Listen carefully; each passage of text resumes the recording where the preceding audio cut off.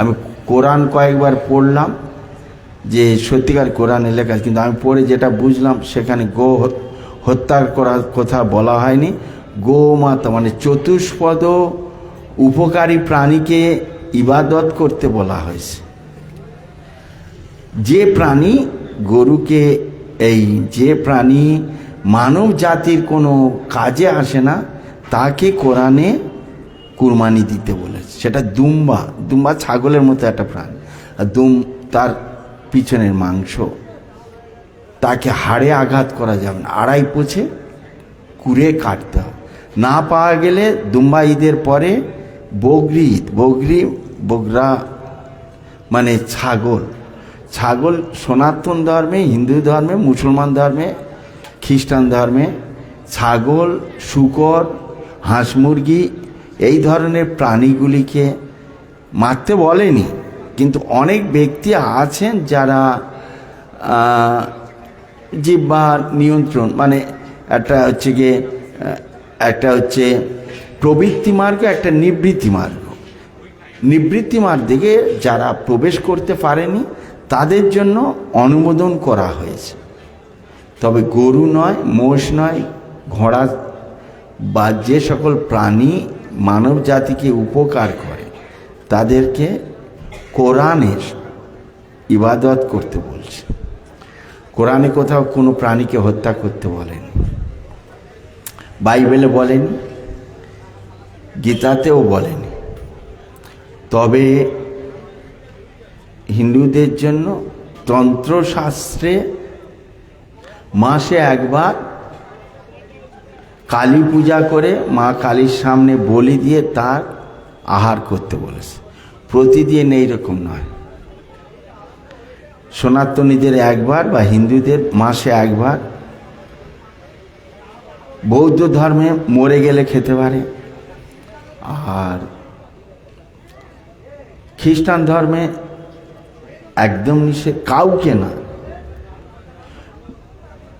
বরং খ্রিস্টান ধর্মের উৎপত্তি হয়েছে গো হত্যার বিরুদ্ধে প্রতিবাদ করে। যিশু 5 বছরের শিশু ছিলেন, পাঠশালা থেকে ফিরছিল, একটা গাভীকে মারছিল, আর সেই দৃশ্য দেখে উনি, ওই মারছিল যারা, তারা ছিল ইহুদি ধর্মের লোকেরা।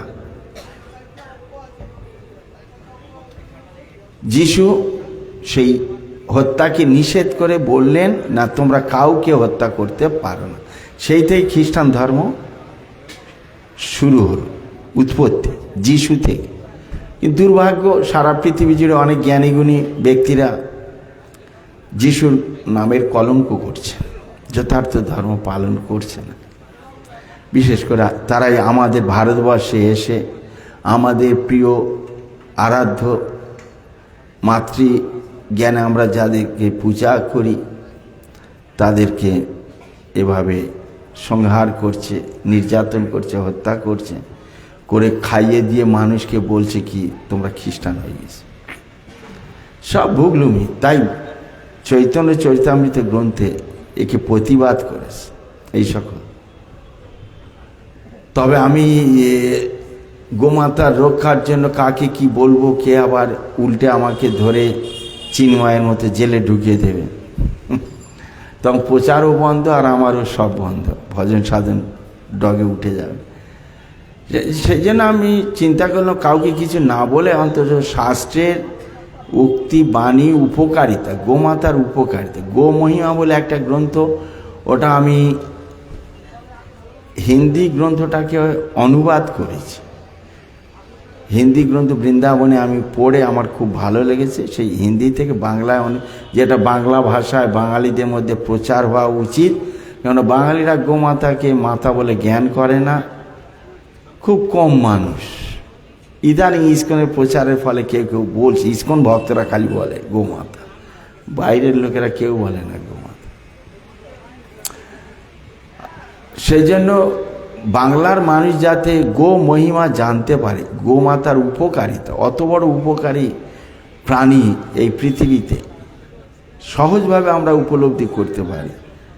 একটা গাভী যখন দুগ্ধ দান করেন, তার দুগ্ধ বিক্রি করে স্বামী স্ত্রী, ছেলে মেয়ে, মা বাবা সবার দিন চলে, মাসের পর মাস, বছরের পর বছর, পুরো পরিবারটাকে চালায় ওই গোমাতা একাই। দুগ্ধ দান করে, সেই দুধ বিক্রি করে ছেলে মেয়ের খাওয়া দাওয়া, কাপড় জামা থেকে শুরু করে লেখাপড়া শেখার বই খাতা, কি ঘোষেরা, গোয়াল, আর যারা কারো বাড়িতে গরু আছে, এখানে যারা আছে যে কজন, একজনের বাড়িতে, এই কলকাতায়, কলকাতার বাইরে। দুর্ভাগ্য, আমাদের জ্যোতিবাবু জ্ঞানী ব্যক্তিত্ব, অত্যন্ত জ্ঞানী, জ্ঞানী মানে অত্যন্ত জ্ঞানী, অতি চালাকির বলে পাছায় দড়ি, সেই অবস্থা। কলকাতার মানুষ থাকবে, গরু থাকবে না, দুধটা আসবে কোথা থেকে?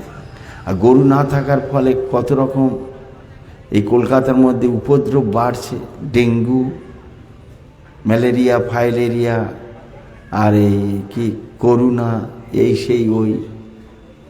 গরু থাকলে বরং গরুকে রাস্তায় শুয়ে পড়ে থাকতো, মশাগুলো গিয়ে গরুকে কামড়াতো, খেত, গরুর রক্ত পান করতো, মানুষের দিকে ধাবিত হতো না। আর গরুকে যে মশা রক্ত পান করে, তার মধ্যে কোনো রোগ জীবাণু থাকতে পারবে না। গরুর গায়ে এইরকম একটা তেজ আছে।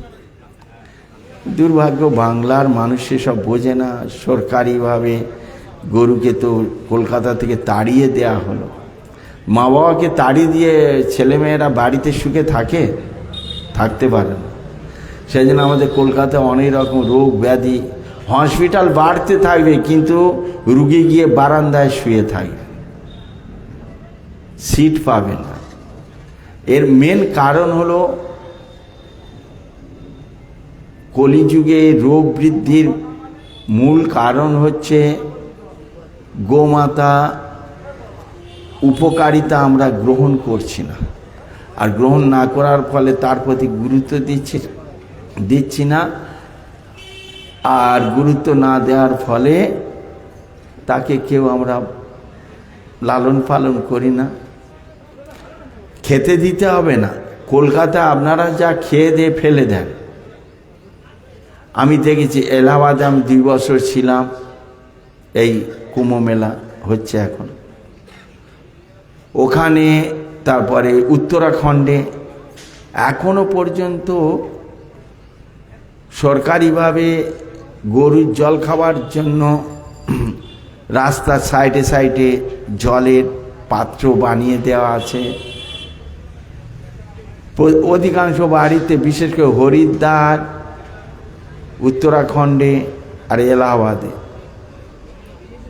মানুষের বাড়ির সামনে তারা 2টো মেসলা বা নাদাক তৈরি করে রাখে। একটাতে গরুর খাবার দেয় আর একটাতে জল দেয়। তারা এভাবে, জয়পুরে গেলে তো সকালে উঠে মানুষ অফিসে যাচ্ছে, কাজে যাচ্ছে সাইকেলে করে, পিছনে ঘাস নিয়েছে, এক হাতে সাইকেলে হ্যান্ডেল ধরে আছে, আর এক হাতে ওই ঘাস নিয়ে গরু দেখতে পেলে সেখানে তাকে খাইয়ে যাচ্ছে। চিন্তা করলে আমরা কোথায় আছি? যাই হোক, সেটা প্রচারের প্রয়োজন। সেই জন্য প্রভুপাদ, আমাদের ইস্কন প্রতিষ্ঠাতা আচার্য ছিল প্রভুপাদ, উনি ভাগবতমে 1ম স্কন্ধ থেকে শুরু করে আর 10ম স্কন্ধ পর্যন্ত বিভিন্ন জায়গায় গোমাতা সম্বন্ধে অনেক কিছু বলেছে। তার মধ্যে ভাগবত পড়ার সময় আমি কিছু নোট করেছিলাম, সেগুলি নিয়ে একটা গ্রন্থ, শ্রীমদ্ ভাগবতমে বর্ণিত আদর্শ রাজা ও গোমাতা। আগের দিনে আদর্শ রাজারা কিভাবে রাজ্যের সকল প্রাণীকে সমদৃষ্টিতে তারা প্রতিপালন করতেন, শুধু মানুষকে বলে না, মানুষের সাথে সাথে আর সমস্ত প্রাণীদের, নিরীহ প্রাণীরা সকলকে সমান অধিকার দিতেন, সে বিষয়ে ভাগবতমে বর্ণনা করা আছে। রাজা পরীক্ষিত, যুধিষ্ঠির মহারাজ, নিমি মহারাজ, ভগবান বুদ্ধদেব, এই তো চৈতন্যদেবের আগেই এসেছিলেন। সেই সম্বন্ধে ভাগবতমে যেগুলি কাহিনী আছে সেগুলি ওখানে তুলে ধরা হয়েছে। এই গ্রন্থটা অন্তত আপনারা নিতে পারেন, আপনাদের কলকাতার মানুষের জন্য উপকারে আসবে। যে কতটা গুরুত্বপূর্ণ রয়েছে গো জাতিকে, গো সম্পদকে, বিশেষ করে এই কলকাতার মধ্যে। সেই গ্রন্থটাও পড়লে অনেকে আমরা উপলব্ধি করতে পারি প্রভুপাদ ইস্কন প্রতিষ্ঠাতা আচার্য তিনি কি বলছেন ওই গ্রন্থের মধ্যে আছে। যদি কারো গরু থেকে থাকে কলকাতায়, তো কেউ গরু কখনো বিক্রি করবেন না, ছেড়ে দেবেন প্রকৃতির নিয়মে, ও ঠিক বেঁচে থাকবে। আপনারা খেয়ে দিয়ে যেগুলো ফেলে দেন, সবজির খোসা, উদ্বৃত্ত খাবার, তারপরে ভাতের মাড়, এই সকল বস্তু যদি ঘরের সামনে রাখেন তো ঘুরে বেড়ানো, গরুগুলি এসে খেয়ে তারা জীবন ধারণ করতে।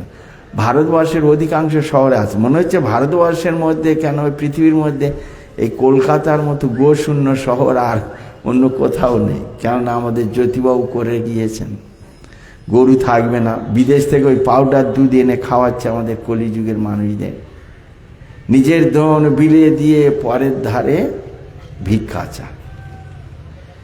অস্ট্রেলিয়া থেকে, জার্মান, জাপান থেকে পাউডার দুধ আনছে। ওই দুধগুলো কি জানে? ওগুলো হচ্ছে বিষ। ওই দেশের লোকেদের খেয়ে বেশি হয়েছিল, ওগুলোতে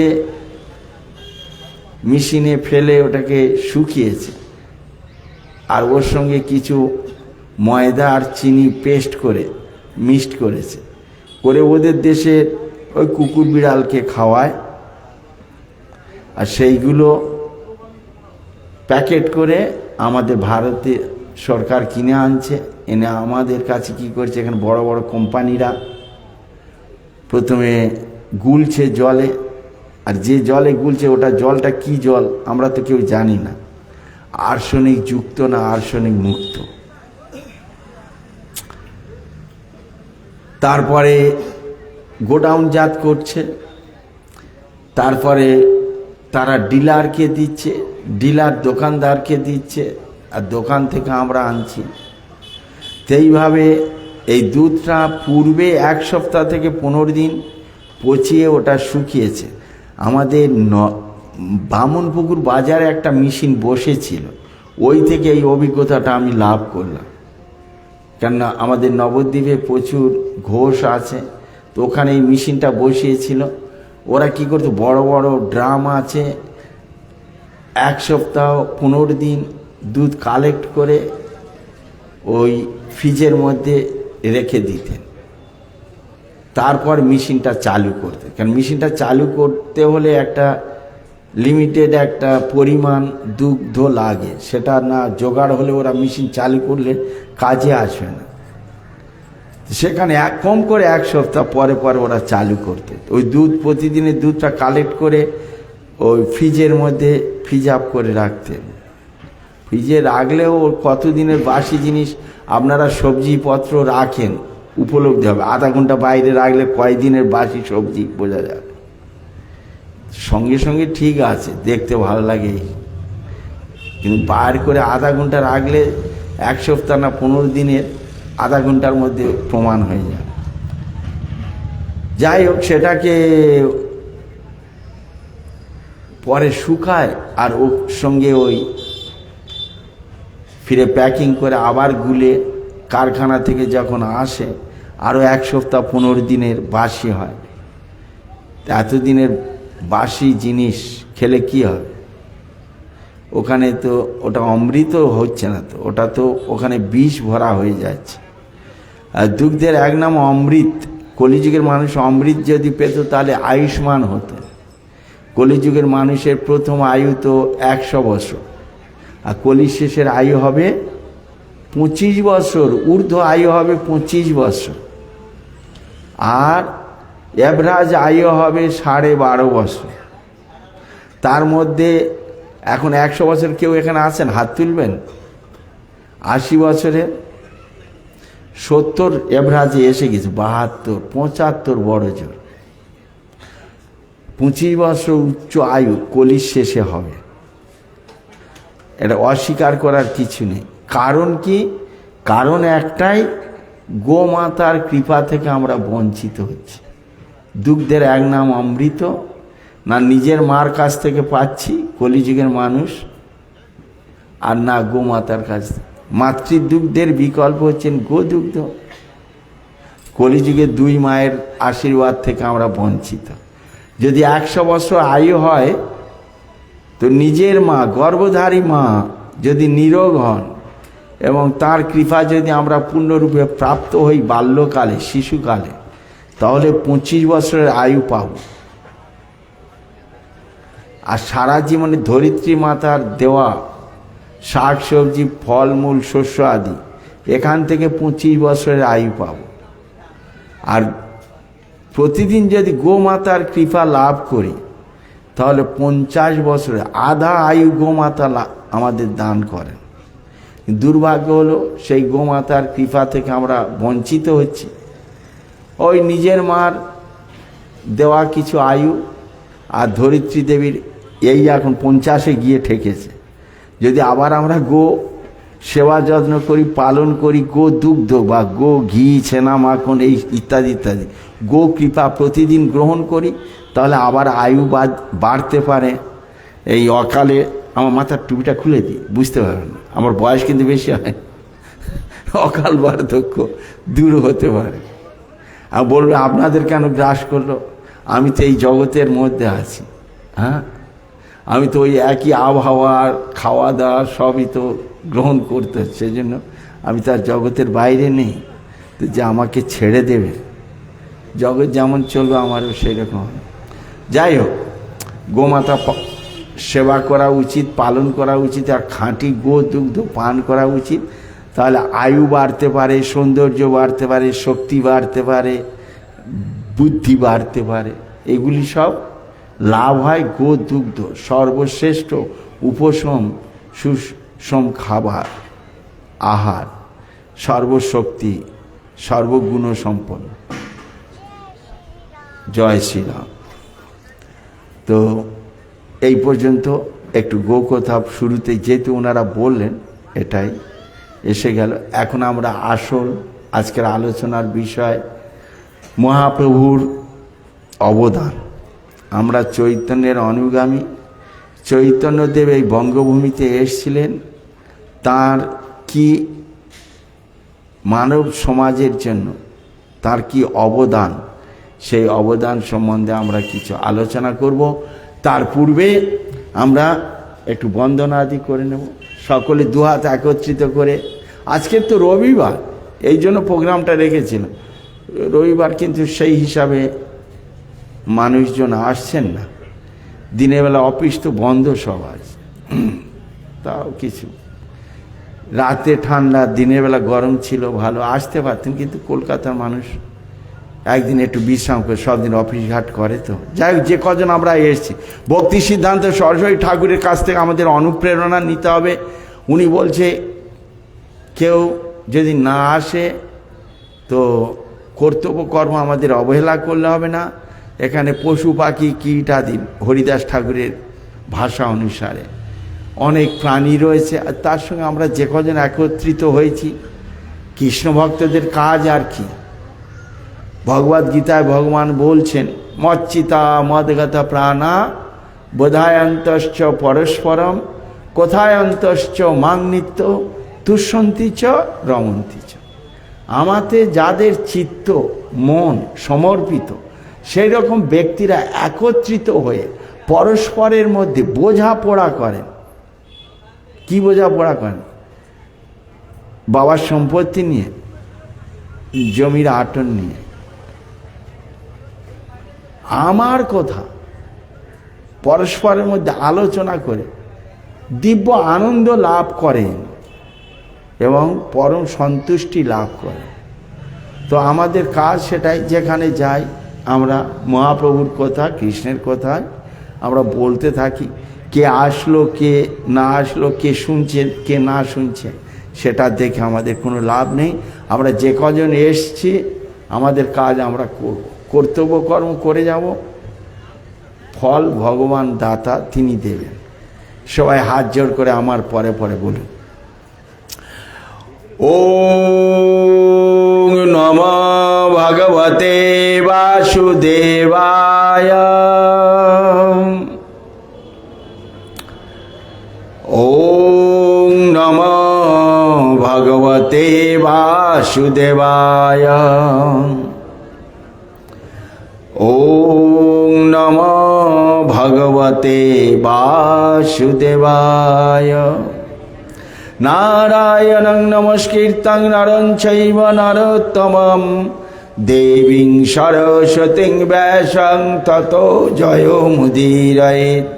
নষ্টপ্রায়েষু অভদ্রেষু নিত্যং ভাগবত সেবয়া। ভাগবতের উত্তম শ্লোকে ভক্তির্ভবতি নষ্টকে। মুখং করোতি বাচালং পঙ্গুলঙ্ঘায়তে গিরিম যৎকৃপাতমহং বন্দে শ্রীগুরু দীনতারিণীম। পরমানন্দ মাধবম শ্রীচৈতন্য ঈশ্বরণম। নমোয়ং বিষ্ণুপাদায় কৃষ্ণবিষ্ঠায় ভূতলে শ্রীমতে জয় পতাকা স্বামিনীতি নামিনে। নমো আচার্য পাদায় নিতাই কৃপা প্রদায়িনে। গৌর কথা ধামদায় নগর গ্রাম তারিণে। নমোয়ং বিষ্ণুপাদায় কৃষ্ণবিষ্ঠায় ভূতলে শ্রীমতে ভক্তি বেদান্ত স্বামিনীতি নামিনে। নমস্তে সরস্বতী দেবে গৌরবাণী প্রচারিণে। নির্বিশেষ শূন্যবাদী পাশ্চাত্য দেশ তারিণী। বাঞ্ছা কল্পতরুভশ্চ কৃপা সিন্ধু ভয়েব চ পতিতানাং পাবনেভ্যো বৈষ্ণবেভ্যো নমো নমঃ।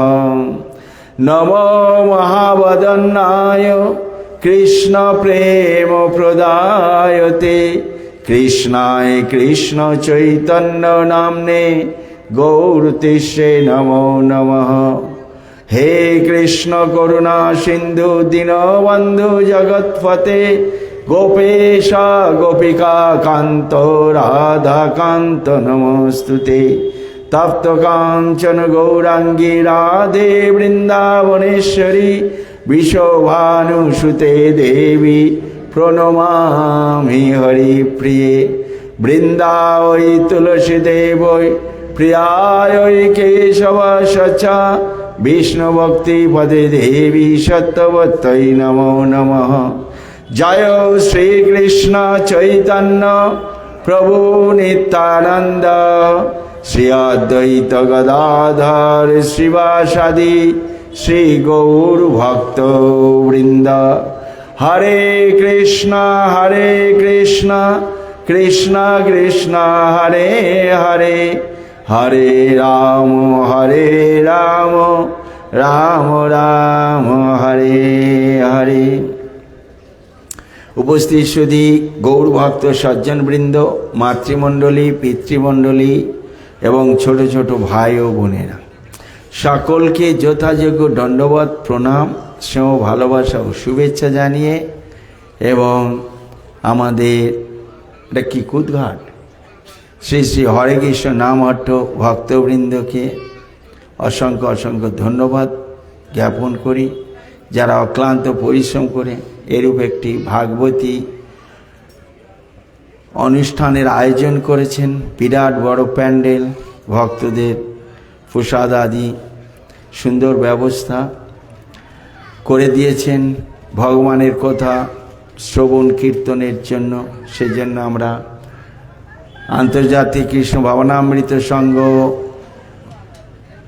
মায়াপুর ইস্কনের পক্ষ থেকে অসংখ্য অসংখ্য ধন্যবাদ জ্ঞাপন করি। স্থানীয় ভক্তবৃন্দ যারা এই ব্যবস্থা করেছেন, আমাদেরকে আহ্বান করে নিয়ে এসছেন। আমরা আজকের আলোচনা করব ভগবান শ্রী চৈতন্য মহাপ্রভুর অবদান। ভগবান শ্রী চৈতন্য মহাপ্রভুর আজ থেকে 538 বছর পূর্বে নদিয়া নগরে নবদ্বীপ, 9টা দ্বীপ, তার মধ্যে অন্তর্দ্বীপের মধ্যে মায়াপুর নামে গ্রাম, যথায় জন্মিলেন চৈতন্য ভগবান। চৈতন্য মহাপ্রভু মানব নয়, উনি হচ্ছেন ভগবান। ভগবান মানে ভগ শব্দের অর্থ ঐশ্বর্য, আর বান শব্দের অর্থ হচ্ছে গিয়ে মালিক, সর্ব ঐশ্বর্য পূর্ণ যিনি মালিক, তিনি হলেন ভগবান। সর্ব ঐশ্বর্য কি না, ব্যাসদেব, সমস্ত বেদ পুরাণ আদি প্রণেতা ব্যাসদেব, তিনি এই সকল শাস্ত্রগ্রন্থ কলিযুগের মানুষের জন্য লিপিবদ্ধ করেছিলেন। তার পিতা হলেন পরাশর মুনি। সেই পরাশর মুনি এই ভগবান সম্বন্ধে সংজ্ঞা দিয়ে বলছেন, সমগ্র ঐশ্বর্যস্য বীর্যস্য যশস্য শ্রেয় জ্ঞান বৈরাগ্য চৈব স্বরং ইতি ভগঙ্গন। সমগ্র ঐশ্বর্য, ধন সম্পদ, ঈশাবাসাং মিদাং সর্বাং যৎকিঞ্চ জগতাং জগৎ, এই বিশ্ব ব্রহ্মাণ্ডে আমাদের চোখের সামনে যা কিছু দেখছি, অনন্ত কোটি ব্রহ্মাণ্ডের সৃষ্টিকর্তা হচ্ছেন স্বয়ং ভগবান কৃষ্ণ নারায়ণ। কৃষ্ণের 3 পুরুষ অবতার, তার প্রথম পুরুষ অবতার হচ্ছে কারণদক্ষায় বিষ্ণু। তার নিঃশ্বাস ত্যাগে অনন্ত কোটি ব্রহ্মাণ্ডের সৃষ্টি হচ্ছে, আবার নিঃশ্বাস গ্রহণ করতে অনন্ত কোটি ব্রহ্মাণ্ড তাঁর শরীরে গিয়ে আশ্রয় নিচ্ছে, মহাপ্রলয় হয়ে যাচ্ছে। তো যিনি সৃষ্টি করছে তিনি তার মালিকানা দাবি করবেন। তো ভগবান তিনি এই অনন্ত কোটি ব্রহ্মাণ্ডের সৃষ্টিকর্তা, তাই তিনি হচ্ছেন মালিক, আর তিনি হচ্ছেন সর্বশক্তিমান। যা কিছু তাঁরই ইচ্ছা শক্তির প্রভাবে কাজ করে, তিনি সর্বশক্তিমান। আর তিনি হচ্ছেন সব থেকে জ্ঞানী, আর তিনি হলেন সব থেকে বৈরাগ্য পরিপূর্ণ। তো এইভাবে 6টা গুণ তার মধ্যে পূর্ণ মাত্রায় বিরাজমান। সেই চৈতন্য মহাপ্রভু, কৃষ্ণ, রাম, নৃসিংহ, বরাহ, বামন, তিনি যুগে যুগে অবতীর্ণ হন। পরিত্রাণায় সাধুনাং বিনাশায় দুষ্কৃতাম ধর্ম সংস্থাপনার্থায় সম্ভবামি যুগে যুগে। এই জগতের জীবকে ভগবদ্মুখী করার জন্য যখন যখন সমস্যা এই জগতে দেখা দেয়, সমস্যার সমাধান করার জন্য তিনি এই জগতে প্রকট হন। যুগ যুগ ধরে এই কলিযুগে যুগ অবতার হলেন ভগবান শ্রী চৈতন্য মহাপ্রভু। আর তিনি এই জগতে কলিযুগের যুগ ধর্ম প্রচার করার জন্য, সত্য ত্রেতা দাপর কলি, এই 4 যুগে ভগবান স্বয়ং আসেন ওই প্রতিটা যুগের যুগ ধর্ম প্রচার করার জন্য। সত্যযুগে সত্যনারায়ণ বদ্রীনাথ হিমালয়ের পাদদেশে এখনো ধ্যানমগ্ন হয়ে আছে, যারা যাননি একবার ঘুরে আসবেন। ত্রেতা যুগে রাম অবতারে যজ্ঞকে প্রতিষ্ঠা করলেন, মুনি ঋষিদের আশ্রমে আশ্রমে ভ্রমণ করে পিতৃসত্য পালনের উদ্দেশ্যে এই যজ্ঞকে রক্ষা করেছিলেন। মারীচি, সুবাহু, রাবণ, কুম্ভকর্ণ ইত্যাদি ইত্যাদি রাক্ষসদের সংহার করে। সেই ভগবান তিনি দাপর যুগে আসলেন বৃন্দাবনে, নন্দালয়ে। বৃন্দাবনে গিরিরাজ মহারাজ তাকে পূজা করে পূজা পদ্ধতি তিনি স্থাপন করলেন। সেই ভগবান তিনি পুনরায় এই কলিযুগে গৌরাঙ্গ মহাপ্রভু রূপে আসলেন, কলিযুগের যুগধর্ম নাম সংকীর্তন প্রবর্তন করার জন্য, প্রচার করার জন্য। তিনি যেদিন এই জগতে প্রকট হয়েছিলেন সেই সালটা ছিল 1407 শকাব্দে, ফাল্গুনী পূর্ণিমা তিথি, সন্ধ্যাবেলা, সন্ধিক্ষণ কালে। সেদিন ছিল চন্দ্রগ্রহণ, পূর্ণিমায় চন্দ্রগ্রহণ। আর চন্দ্রগ্রহণ উপলক্ষে সমগ্র ব্রহ্মাণ্ডের সকল ধর্মপরায়ণ ব্যক্তিরা সনাতন ধর্মের রীতি অনুসারে সন্নিকটস্থ সমস্ত পবিত্র নদ নদীগুলিতে গিয়ে এই গ্রহণের উপলক্ষে সবাই স্নান করতেন। স্নানের মাহাত্ম্য সনাতন ধর্মে দেওয়া হয়েছে। এখন কুম্ভের স্নান চলছে, শুরু হয়ে গিয়েছে আজ থেকে মনে হচ্ছে। স্নানের মাহাত্ম্য অনুসারে সকল ব্রহ্মাণ্ডবাসী সন্নিকটস্থ পবিত্র নদ নদীতে গিয়ে স্নান করে তারা কেউ বেদের মন্ত্র, কেউ গীতা, কেউ ভাগবত, বৈদিক মন্ত্র আদি, কেউ অষ্টতর শতনাম, বিষ্ণু সহস্রনাম, যে যেটি জানতেন, কেউ কলিযুগের যুগমন্ত্র, হরে কৃষ্ণ মহামন্ত্র, কেউ বা জলে তর্পণ করছেন। এইভাবে সকলেই কিছু না কিছু ভগবানের আরাধনায় নিযুক্ত হলেন চন্দ্রগ্রহণ উপলক্ষে।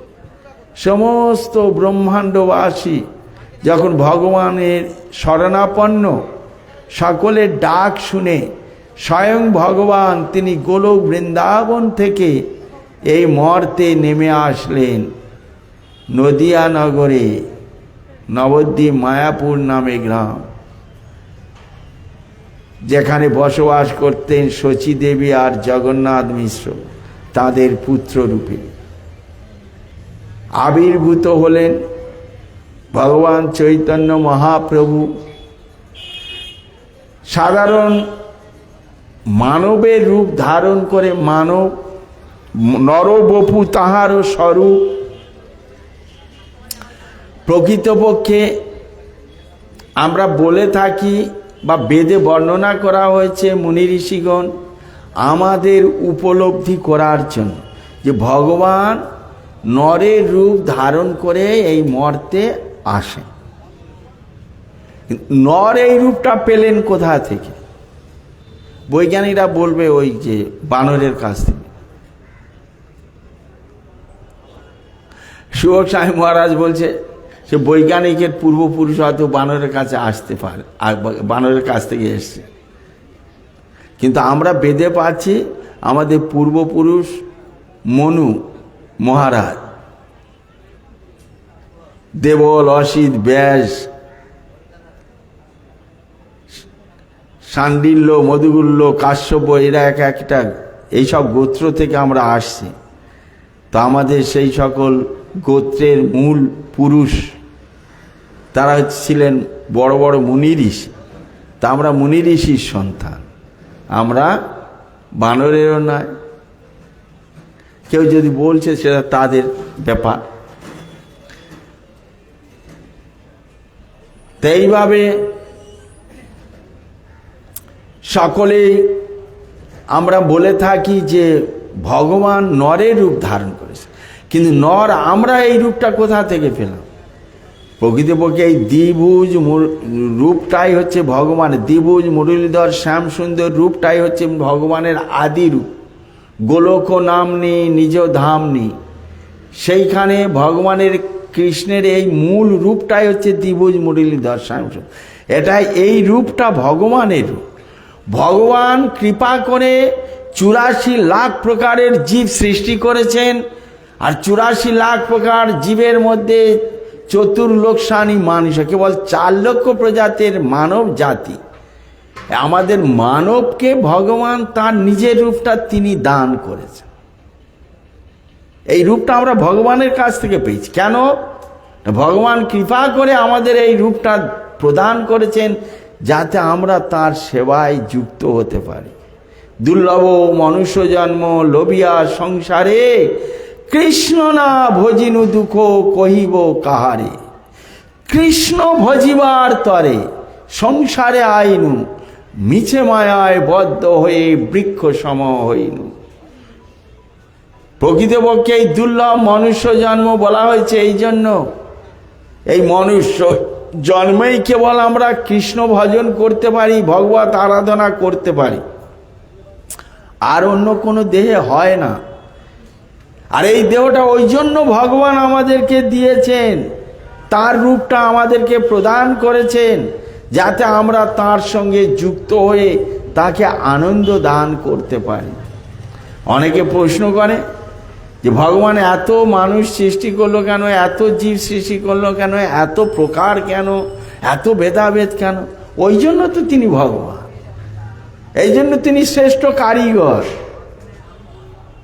তিনি যে সর্বশক্তিমান হন, তাহলে তিনি সব কিছু সৃষ্টি করেছেন। আজকাল কিছু বাংলাদেশের মৌলবীরা বলছে, মোল্লারা, আল্লাহ আঙ্গার মোল্লাদের খালি সৃষ্টি করেছে, আমরা মোল্লারা খালি থাকবো বাংলাদেশে, আর কেউ থাকবে না। কেন? আল্লাহ যদি সর্বশক্তিমান হন, শুধু একটা মোল্লাদের খালি সৃষ্টি করবে কেন? তাহলে তার সর্বশক্তিমানের অপমান হবে না? তিনি সর্বশক্তিমান, মানে সব কিছু তিনিই সৃষ্টি করেছেন। তিনি প্রথমে সনাতনীদের সৃষ্টি করেছেন।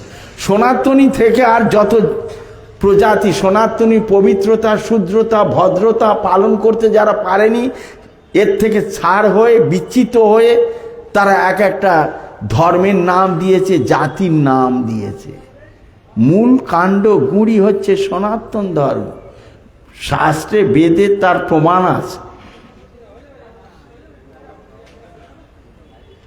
সেই আলোচনায় আমরা যেতে চাই না, আমরা মহাপ্রভুর অবদান সম্বন্ধে আমরা আলোচনা করতে চাই। তো মহাপ্রভু সেই নররূপ ধারণ করে সাধারণ শিশুর মতো তিনি কান্না করতে থাকেন। আমরা সবাই কান্না করেছি বাল্যকালে যখন ভূমিষ্ঠ হয়েছে, কিন্তু সাধারণ শিশুদের কান্না একটু যত্ন পেলে বন্ধ হয়ে যায়।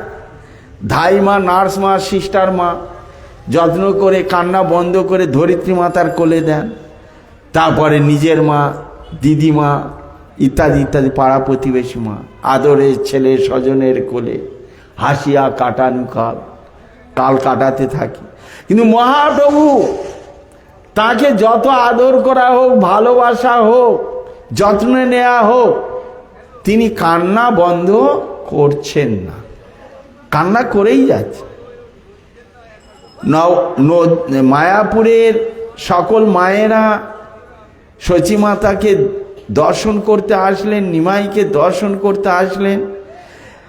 এমনকি অদ্বৈত পত্নী সীতা ঠাকুরানী সেই শান্তিপুর বাবলা থেকে চলে আসলেন, আর শুনলেন নিমাই সচিমায়ের দশম গর্ভ সন্তান নিমাই। এর পূর্বে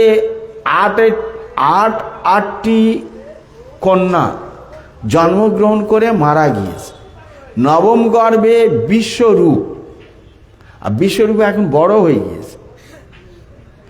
অনেক দিন পরে তারপরে এই মহাপ্রভু এসছেন দশম গর্ভে। আর সে জন্মগ্রহণ করে সদ্যজাত শিশু এভাবে কান্না করছে, কান্না বন্ধ করছেন না, তাহলে কি হবে? নাড়ি ফুলে মারা যাবে তো। সকল মায়েরা শিশুর মঙ্গল কামনা করে লাল ঘুমসি, রং, সিঁদুর ষষ্ঠী দেবীর জন্য, আর তারপরে এই মাটির ঘোড়া, আর একটা বলে ডুগডুগি, এইসব খেলনা, কাগজের ফুল, এ সকল নিয়ে আসলেন খেলনা স্বরূপ। মঙ্গল সূচক দ্রব্য এবং খেলনার দ্রব্য নিয়ে আসলেন শিশু নিমাইয়ের কান্না বন্ধ করার জন্য। সকলে বিভিন্নভাবে প্রয়াস করলেন, সকলের প্রয়াস বৃথা হয়ে গেল, কারো প্রয়াস আর কাজে লাগলো না। শিশু কান্নাই করছে, কান্নাই করছে। সকলে ভয়ে ভীত হয়ে গেলেন। একমাত্র গোবিন্দ ভরসা, যার নেই কোনো কুলো, তার আছে গোবিন্দ খুঁড়ো। হে গোবিন্দ, হে মুকুন্দ, হে মাধব, হে বিপদ ভঞ্জন নারায়ণ, আমাদের নিমাইয়ের কান্না বন্ধ করে দেন, নইলে এই সদ্যজাত শিশুটি কান্না করতে করতে এ তো নাড়ি ফুলে মারা যাবে। এই বলে মায়েরা সকলে কাতর প্রার্থনা সচি মায়ের জন্য, যে বেচারির এতগুলি সন্তান হারা, একটা সন্তান বেঁচে আছে, এও তো বাঁচবে বলে মনে হয় না। এই জন্য সকলে মিলে ভগবানের কাছে প্রার্থনা করছে। সকল মায়েরা যখন নারায়ণ, গোবিন্দ, কৃষ্ণ, মুকুন্দ, মুরারি, হরি ইত্যাদি ইত্যাদি নামে ভগবানকে আহ্বান করছেন, শিশু নিমাই শুনে ধীরে ধীরে কান্না বন্ধ করে দিয়ে কি বলছে শুনতে আছে। যখন ধীরে ধীরে নিমাই কান্না বন্ধ করে দিয়ে ওনাদের মুখে এই ভগবানের নাম শুনছেন, মায়েরা সকলে দেখছে আরে নিমাই তো কান্না ইতিমধ্যে বন্ধ করে দিয়েছে। হরি বল, হরে কৃষ্ণ, হরি বল। আর নিমাই তখন আরো আনন্দ প্রকাশ করছে। অবশ্য নিমাই চিৎকার করছে না, কান্নাটা বন্ধ করে দিয়ে হাসছে। শিশুরা আনন্দ পেলে কি করে, পার হাত উপরের দিকে দোলাচ্ছে, আনন্দ প্রকাশ করছে। খুব খুশি নিমাই। আমি যে জন্য এসেছিলাম, কিসের জন্য? কলিযুগের যুগধর্ম নাম সংকীর্তন প্রচার করার জন্য। আমি যদি জন্মগ্রহণ করেই মাত্র কথা বলি, সকলে ভয়ে আমার দেখে পালাবে, কেউ আর এখানে থাকবে না, আর আমি প্রচার করতে পারবো না। তাই এই জগতের নিয়ম বিধি মেনে তিনি ছোট্ট একটা শিশুর মতো এইরকম একটি লীলা করলেন, যে লীলাতে সকলকে হরিনাম করালেন। ছল করে, কায়দা করে সকল মায়েরা ভগবানের নাম গ্রহণ করলেন। নিমাইয়ের কান্না থেমে গিয়েছে। তারপরে মায়েরা কি করছেন না, যে যার বাড়ির গল্প আবার শুরু করেছেন। যেটা হয়, সন্ত তুলসীদাসজি বলছেন, দুঃখ মে সব হরি ভজে, সুখ মে না ভজে কই। আমরা দুঃখের সময় দেব দেবীর মন্দিরে যাই, কেউ মসজিদে যায়, কেউ গির্জায় যায়, কেউ ভগবানের মন্দিরে আসে। আর অনাহারে অনানিদ্রায় হতে দিই। তারপরে কেউ জোড়া পাঁঠা, জোড়া হাঁস, জোড়া মুরগি, আর কি কেউ জোড়া শুয়োর, আর কেউ যারা তারা হয়তো জোড়া গরু দেব মানত করলো, মনের বাসনা পূর্ণ করে দিল। আর মানত জোড়া জোড়া সব দেয়া হয়ে গেল। আবার যেই কি সেই যেমন কথা ছিল চুক্তি হয়ে গিয়েছে। আর কেউ কোনো, এখন সবাই কার শরণাপন্ন হবে? যখন বিপদ থাকে না, কলিযুগের মানুষ কার শরণাপন্ন হয়? আগে শরণাপন্ন হতো সবাই টিভি সামনে গিয়ে বসে থাকে, সিরিয়াল। এখন সবাই মোবাইল, যে যার পকেটে পকেটে, কেউ কারোর সঙ্গে আর কোনো ঝামেলা নেই, যে যার বসে মোবাইলের শরণাপন্ন। সুখের দিনে সন্ত তুলসীদাসজি তার পরের কলিতে বলছেন, লাইনে বলছেন, সুখ মে জব হরি ভজে তব দুঃখ রয়েগা কো। আবার বলছি, দুঃখ মে সব হরি ভজে, মানে দুঃখ পেলে তখন ভগবানের শরণাপন্ন হয়। সুখ মে না ভজে কই, সুখের সময় আর কেউ ভগবানের তোয়াক্কা করেন। হ্যাঁ ঠিক আছে, আমি জানি। সন্ত তুলসীদাসজি বলছেন, যখন সুখ মে জব হরি ভজে, দুঃখের সময় হরিভজন করার ফলে দুঃখ চলে গিয়েছে, এবার সুখ এসছে, সুখের সময়ও যদি আমি হরিভজন করি তাহলে দুঃখ রয়েগা কই, তাহলে দুঃখ তো আর আমাকে স্পর্শ করতে পারবে না। আপনারা কলকাতার মানুষ, যারা গ্রামের মানুষে, এখন খরায় চাষ হবে, খরার চাষ মানে কঠিন, পাশের জমিটা ফেটে থাকবে আর এখানে জল জমিয়ে রাখতে হয়। তো জমি তো কাদা হয়ে আছে, ওখানে জল দেওয়ার দরকার নেই, জল পুকুরে কম আছে, এই বলে কোনো চাষি যারা চাষবাস করেছেন শহরে এলেও আগে তো অভিজ্ঞতা একটা আছে, এখন জল দিতে হবে না, মাটিটা ভিজা আছে, তাও জমিটা ফেটে যাবে। যখন ফেটে যাবে যতই জল দেন ওই ফাড় দিয়ে সব বাইরের জমিতে চলে যাবে, কাজ হবে। কিন্তু যখন জল ছিল, জল থাকার সময় কাদা থাকার সঙ্গে যদি আবার জল দেওয়া হতো তাহলে তো এই বিপদটা হতো না। ঠিক তদ্রূপ দুঃখ পাচ্ছি, ভগবানের শরণাপন্ন হচ্ছি, দুঃখ দূরে চলে যাচ্ছে, আমরা মোজা মারতে আছি, আর ভগবানের নাম নেওয়ার দরকার নেই, খাটি খাই বলে বুলিয়ে আবড়ে ঘুরে বেড়াচ্ছি। সন্ত তুলসীদাসজি বলছেন, ওই সুখের সময়ও কেউ যদি হরিভজন করে তার জীবনে দুঃখ আসার কোনো সুযোগই নেই। ভক্তিবিনোদ ঠাকুর ওনার একটা গানের মধ্যে লিখছেন, সুখে দুঃখে ভুলো না কো বদনে হরি নাম বলো রে, গৃহে থাকো বনে থাকো সদা হরি বলে ডাকো, সুখে দুঃখে ভুলো না কো বদনে হরি নাম বলো রে। ওই মায়েরা নিমাই যখন কান্না বন্ধ করেছে তখন মনে একটা আনন্দ, সুখের দিন, আর ভগবানের কথা ভুলে গিয়েছে, সংসারের কথা আলোচনা করছে। নিমাই চিন্তা করল, বারে আমি কান্না করছিলাম তোমরা ভগবানের শরণাপন্ন হলে আমাকে রক্ষা করার জন্য, আর আমি এখন কান্না বন্ধ করলাম তোমরা ভগবানকে ভুলে গেলে। নিমাই আবার কান্না শুরু করেছে। এ নিমাই কি হলো, কাঁদছো কেন? হরি বল হরি বল, ও কৃষ্ণ আমাদের নিমাইয়ের কান্না বন্ধ করো। নিমাই আবার কান্না বন্ধ করে।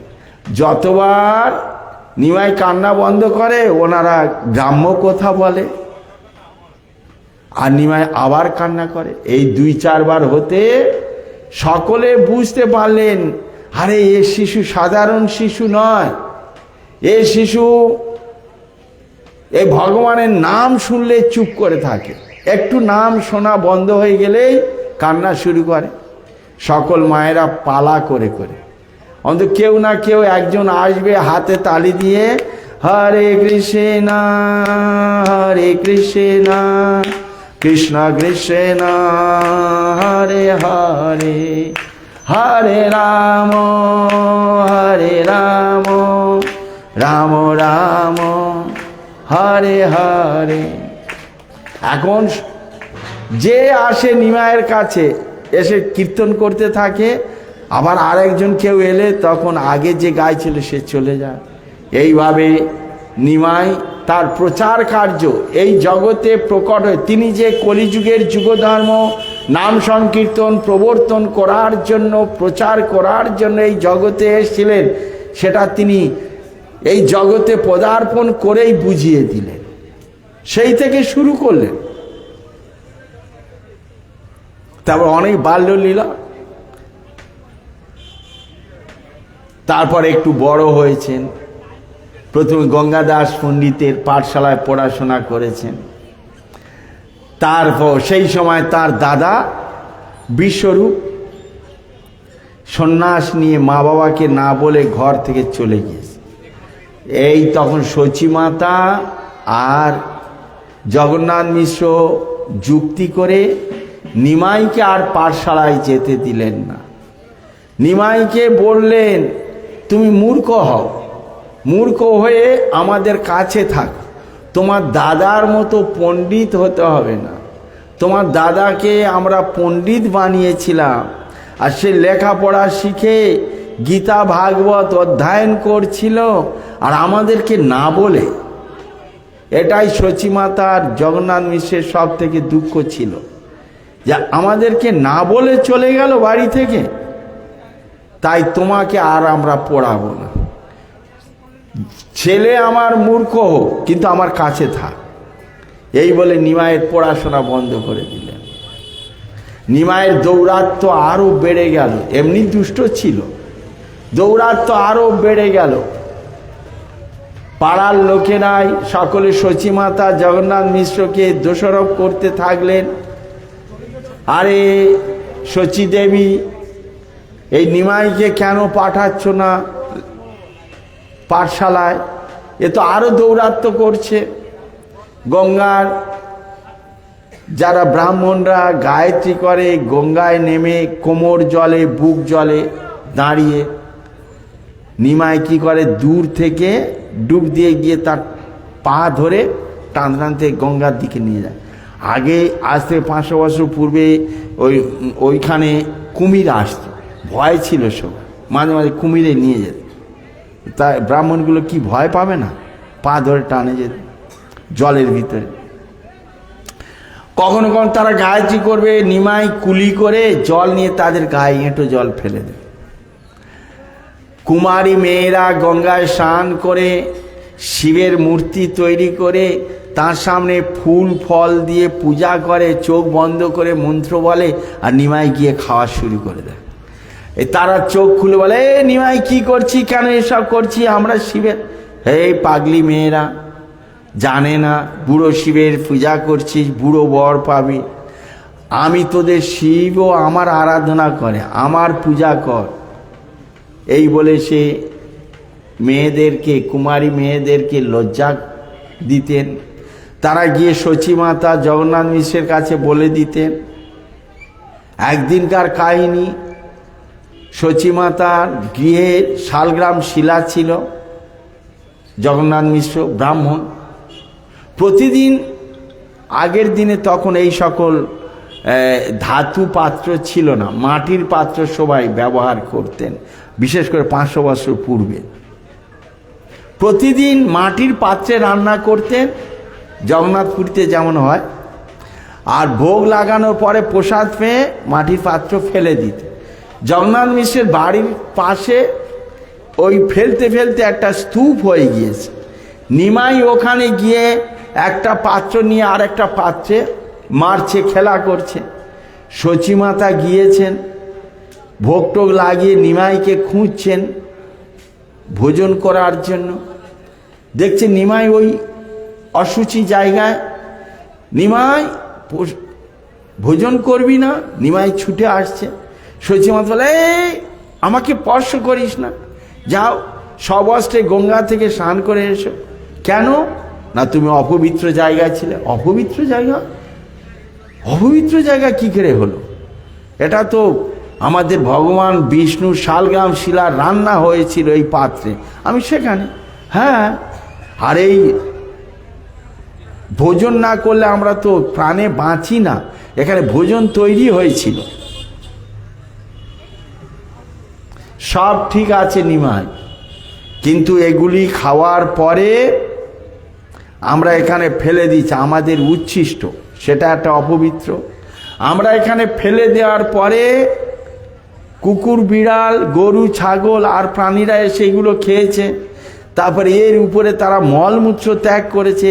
তাই এই জায়গাটা আবর্জনার জায়গা, এটাকে অপবিত্র বলে গণ্য করা হয়েছে। তুমি আমাকে স্পর্শ করবে না। নিমাই তখন সুযোগ পেলেন। নিমাই দুঃখ করে বলতে থাকলেন মাকে, সেটা আমি জানবো কি করে কোনটা অপবিত্র আর কোনটা পবিত্র?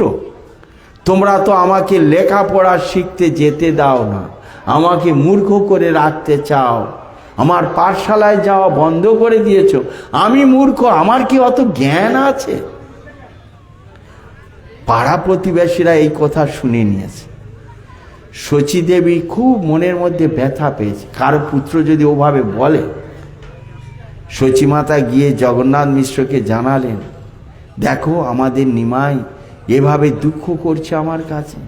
পাড়া প্রতিবেশীরা এসে বলতে থাকলো জগন্নাথ মিশ্রকে, দেখো আমাদের কথা তোমরা শুনছিলে না, তোমার পুত্র নিজ মুখে বলছে ওই ছেলেটা পড়াশোনা করতে চায়, তোমরা জোর করে তাকে পড়াশোনা করতে দিচ্ছে না। জগন্নাথ মিশ্র বললেন, ঠিক আছে নিমাই, আজ তুমি এখন ভোজন করে নাও, কাল প্রাতে তোমাকে নিয়ে আমি উচ্চ শিক্ষার জন্য গঙ্গা পার হয়ে বিদ্যানগরী বিদ্যা ভাস্বতীর পাঠশালাতে তোমাকে ভর্তি করে দিয়ে আসো। এই গঙ্গাদাস পণ্ডিতের পাঠশালা এটা প্রাথমিক স্তরে। উচ্চ শিক্ষা লাভ তৎকালীন যে সকল ডিগ্রি প্রাপ্ত ব্যক্তিরা ডিগ্রি প্রাপ্ত হতেন, তারা নবদ্বীপের মানে শ্রেষ্ঠ টোল হলো বিদ্যানগর, বিদ্যা ভাস্বতী, বৃহস্পতির অবতার বলছে। তাঁর টোলে পরদিন নিমাই সেখানে তার উচ্চশিক্ষার যত প্রকার ডিগ্রি ছিল সব কিছু তিনি সংগ্রহ করলেন। পড়ার কোর্স সমাপ্ত করেই তিনি নিজে একটি টোল খুললেন গঙ্গার ধারে, মায়াপুরে গঙ্গার পাড়ে। নিমাই পণ্ডিত নামে খ্যাতি অর্জন করেছে। এমনকি সেই সময় আসলেন সেই কাশী থেকে। আগের দিনে ভারতবর্ষের কয়েকটা বিখ্যাত বিখ্যাত স্থান, তার মধ্যে রামেশ্বরম, শ্রীরঙ্গম, মাদুরা, তারপরে ওই আপনার কাশী, প্রয়াগ, এধারে নবদ্বীপ, ওধারে বাংলাদেশের সিলেট, এগুলি হচ্ছে পীঠস্থান। এখানে বিদ্যাপীঠ বলা হতো। তো তার মধ্যে কাশ্মীরি পণ্ডিত একজন সমগ্র ভারতবর্ষ ভ্রমণ করে সব জায়গায় পণ্ডিতদেরকে হারিয়ে দিয়েছে। দাসখত লিখে নিয়ে এসছেন শ্রেষ্ঠ পণ্ডিত বলে। তিনি আসছেন নবদ্বীপে, ঘোষণা হয়ে গিয়েছে তৎকালীন যা কিছু সংবাদ মাধ্যম ছিল। নবদ্বীপের পণ্ডিতরা সব নবদ্বীপ ছেড়ে পালাচ্ছে। কেউ জামার বাড়ি যাচ্ছে, কেউ শ্বশুর বাড়ি, আত্মীয় স্বজনের বাড়ির নাম করে বগলে ছাতা নিয়ে সব হাঁটা দিচ্ছে। কারো কারোর সঙ্গে রাস্তায় দেখা হয়ে গেছে। ওখানেই কেশব কাজী বলছে, বসো, এখানে বসো, আমার এই প্রশ্নের উত্তর দাও, নইলে এখানে দাসখত লিখে দাও যে আমি তোমার কাছে পরাস্ত হয়েছি। হয় লিখে দাও, নইলে আমার সঙ্গে বসো।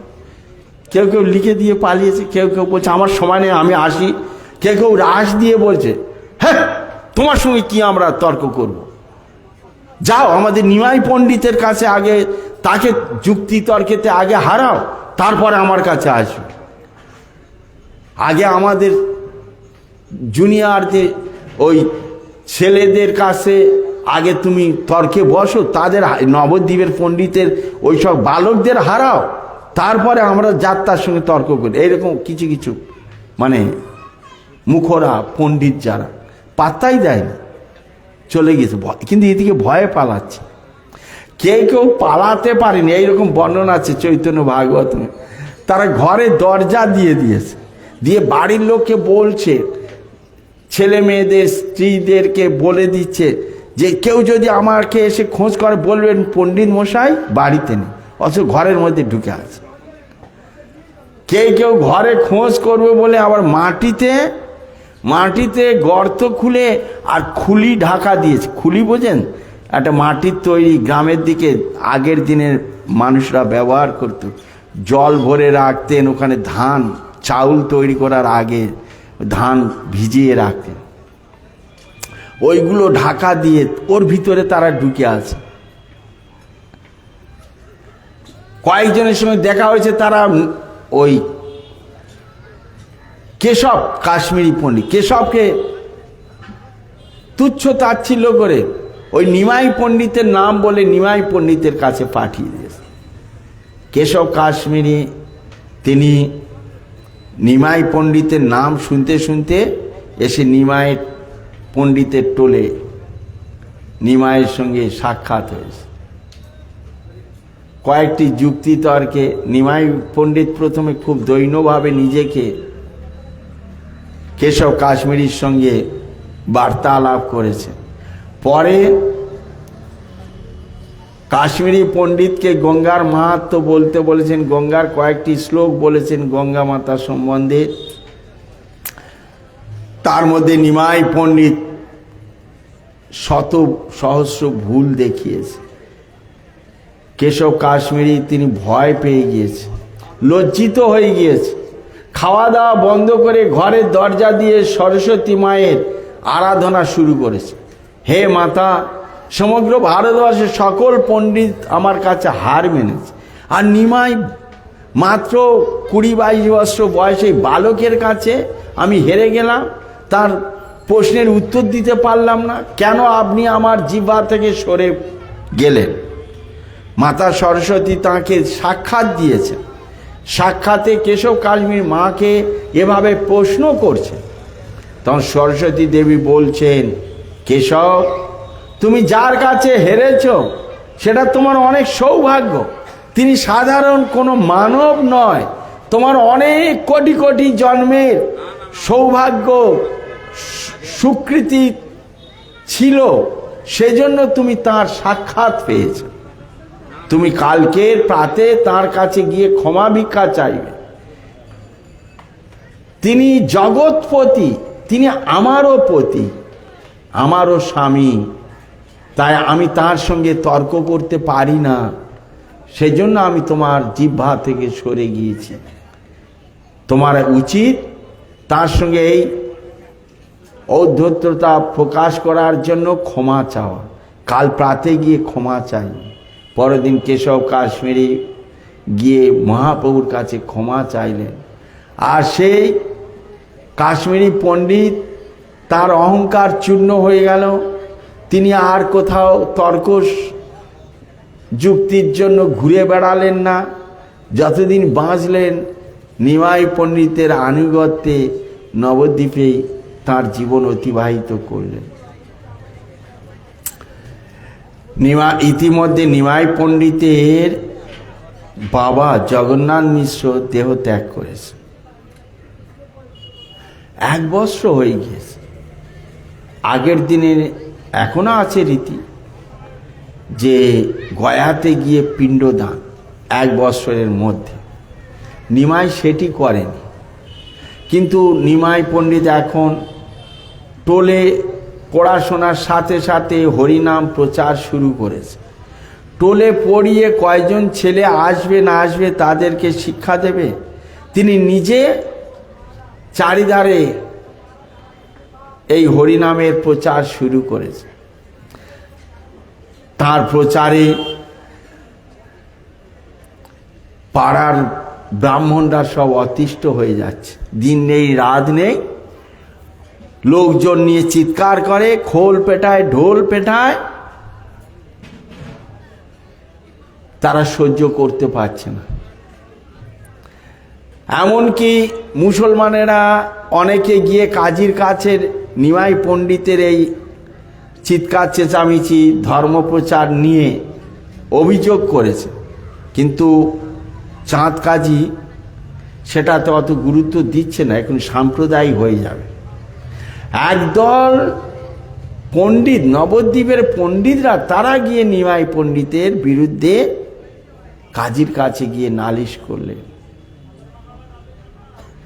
আর সেই সুযোগে একজন ফকির, তিনিও সচিমাতার গৃহে এসে সন্ধ্যার সময় এসছেন ভিক্ষা মাংতে। এসে সচিমাতাকে প্রশ্ন করলেন যে, সচিদেবী, আপনার ছেলে নিমাই সে তো খুব ধর্ম প্রচার করছে, ধার্মিক বলে এখানেকার ব্যক্তিরা সকলে বলে, কিন্তু কিরকম ধার্মিক? আপনার খসম মানে স্বামী 1 বৎসর হলো মারা গিয়েছে, কই এখনো পর্যন্ত তো আপনার পুত্র নিমাই সে এত ধর্মকর্ম করছে, অথচ তার বাবার পিণ্ড দিল না। এমন সময় নিমাই পণ্ডিত ওই ফকিরের পিছনে এসে দাঁড়িয়েছে আর এই কথাটা শুনে নিয়েছে। সচিমাতা কোনো উত্তর দিতে পারছে না, চুপ করে আছে। ফকির সাহেব ভিক্ষা নিয়ে চলে গিয়েছেন। চৈতন্য মহাপ্রভু মাকে বললেন, মা, আমি কাল ভোরে, এই রাত্রি গত করে এই ভোরেই আমি বাইর হব গয়ার উদ্দেশ্যে পিতৃদেবের পিণ্ড দেওয়ার জন্য।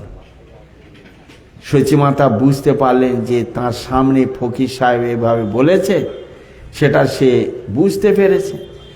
সচিমাতা নিমাইয়ের জন্য সব কিছু ব্যবস্থা করে দিলেন। যাতায়াতের, খাওয়ার দাওয়ার সংগ্রহ করে নিমাইয়ের যা যা দরকার গয়াতে যেতে সব কিছু জোগাড় করে দিলেন রাতারাতি। নিমাই পণ্ডিত সকালে ভোরবেলা উঠে গয়ার উদ্দেশ্যে রওনা দিলেন। আগের দিনে ছিল কখনো কখনো হেঁটে, কখনো কখনো গরুর গাড়ি, আর কখনো নৌকা, নদী পড়লে ঘোড়ার গাড়ি যদি থাকতো। সব জায়গায় গরুর গাড়ি, ঘোড়ার গাড়িও চলতো না, হেঁটে বেশিরভাগ, নদী পড়লে নৌকায়। গয়াতে চলে গিয়েছেন মহাপ্রভু। গয়াতে গিয়ে বিষ্ণুর পাদ পদ্মে পিণ্ডদান করে সেখানে এক বৈষ্ণবের সঙ্গে তাঁর সাক্ষাৎ হয়েছে। সেই বৈষ্ণব বলেন ব্রহ্মমাধ্য গৌড়ীয় চৈতন্য মহাপ্রভুর গিয়ে সেই ব্রহ্ম মাধ্য সম্প্রদায়ের ঈশ্বরপুরীপাদ, সেই বৈষ্ণবের নাম ঈশ্বরপুরীকে ধন্য করিলেন শ্রীচৈতন্য জগৎগুরু গৌর মহাপ্রভু। গৌরাঙ্গ মহাপ্রভুর গুরুদেব হচ্ছেন ঈশ্বরপুরীপাদ। সেই ঈশ্বরপুরীপাদের চরণে গিয়ে মহাপ্রভু আত্মসমর্পণ করলেন। ঈশ্বরপুরীপাদের কাছ থেকে জপমালা গ্রহণ করে হরে কৃষ্ণ মহামন্ত্র তার কাছ থেকে লাভ করলেন। সেই মন্ত্র তিনি জপ করতে থাকলেন। সেই মন্ত্র জপ করতে করতে তিনি নবদ্বীপে ফিরে এসে জোর কদমে প্রচার শুরু করে দিয়েছেন। এমনকি এই মন্ত্র জপ করতে করতে নিমাই মাঝে মাঝে মূর্ছা হয়ে যেত, মাঝে মাঝে আনন্দে নৃত্য করতে থাকতেন, উদ্দণ্ড নৃত্য। কখনো কখনো তিনি কৃষ্ণ প্রেম লাভ করতেন, অষ্টসাত্ত্বিক বিকার তার মধ্যে দেখা দিত, মাটিতে গড়াগড়ি যেতেন, কখনো কান্না করতেন, কখনো হাসতেন, কখনো লাফাতেন। পাড়া প্রতিবাসীরা অতিষ্ঠ হয়ে গিয়েছে। আরে এ ছেলেটা ছিল ভালো, এই ছেলেটা আগে ছিল ভালো, তার বাপ বেঁচে থাকা, ওর বাপটা মারা গেল আর ও খেয়াল খুশি চলাফেরা শুরু করলো। যা চলছিল বাবার পিণ্ড দিতে গিয়ে গয়াতে ফিরে এসে এই ভাবান্তর, এখন কোনো আর খেয়াল থাকে না। ছোট লোক হাড়ি মুচিদের নিয়ে নাচে গায়, একসঙ্গে বসে খাওয়া দাওয়া করে। বেদি, দোবেদি, তেবেদি, চতুর্বেদি যে সকল ব্রাহ্মণ পণ্ডিতরা তারা আর সহ্য করতে পারলেন না। তারা গিয়ে কাজী সাহেবের কাছে নালিশ করলেন যে আমাদের ব্রাহ্মণ সমাজটাকে এই নিমাই পণ্ডিত সমস্ত শেষ করে দিল, আমাদের কোনো মান সম্মান আর থাকলো না, সব একাকার করে দিচ্ছে। আপনি কাজী, এই অঞ্চলের শাসক, আপনি থাকতে যদি একটা বিহিত না করেন। কাজী সাহেব বললেন, ব্রাহ্মণ পণ্ডিতগণ আপনারা গৃহে নিশ্চিন্তে যান, ফিরে যান, আমি সব ব্যবস্থা করছি। ইতিপূর্বে আমার কাছে তো অনেক নালিশ এসেছে, আমি জানি। তাই পরের দিন কাজী লোক পাঠিয়ে দিলেন এই কীর্তন বন্ধ করার জন্য। আর কাজী যায়নি, কাজীর লোকেরা গিয়ে মহাপ্রভুর ভক্তগণ যে কীর্তন করছিল সে কীর্তনে খোল ভেঙে দিলেন আর শাসিয়ে এলেন যে আজকে তোমাদের খোল ভেঙে দিলাম, এরপরে যদি রাস্তায় এইভাবে বার হও, হল্লাপাটি চিৎকার চেঁচামেচি করো, তো সেদিন তোমাদের মাথাটা ভেঙে নাও। তারপরে তোমরা যদি না বন্ধ করো, তোমাদের জাত নিয়ে নাও। কথাটা ভালো করে খেয়াল করো। আর আজ থেকে 500, তখন মহাপ্রভু যখন এসেছিল তখন এটাই পুরোদমে চলছে, এই জাত নেওয়ার ব্যাপারটা। ইচ্ছা করে না হলে ছুরি দেখিয়ে দিল্লির মসনদে নবাবী শাসন, আর এখানে চাঁদ কাছে, ভয়ে সকলে কাঁপতে থাকলেন। মহাপ্রভুর কাছে এই খবর যখন গিয়েছে, ভক্তরা গিয়ে কান্না করছে যে প্রভু কি হবে। মহাপ্রভু বললেন, কি কাজীর এত বড় সাহস, আমার সংকীর্তনে বাধা দেয়? ঠিক আছে, কাল সন্ধ্যায় সকলে নবদ্বীপের যত ব্যক্তি আছে সকলে একটা করে মশাল নিয়ে চলে এসো, আমরা কাজীর দরবারে উপস্থিত। সকলকে ঘোষণা করে দিলেন। আর আজকের রাতে যখন কাজী ঘুমাচ্ছিল, ওটা তো কালকের হবে, কালকের ডেকেছে, কি বলে এটাকে, অসহযোগ আন্দোলন। আমাদের স্কুল কলেজে পড়ায়, ভারতবর্ষে অসহযোগ আন্দোলন কে শুরু করেছিল সর্বপ্রথম? আমরা বলে দিই মহাত্মা গান্ধী। আমরা চৈতন্যদেবের নাম বলি কেউ? জানি না, তা বলবো কি?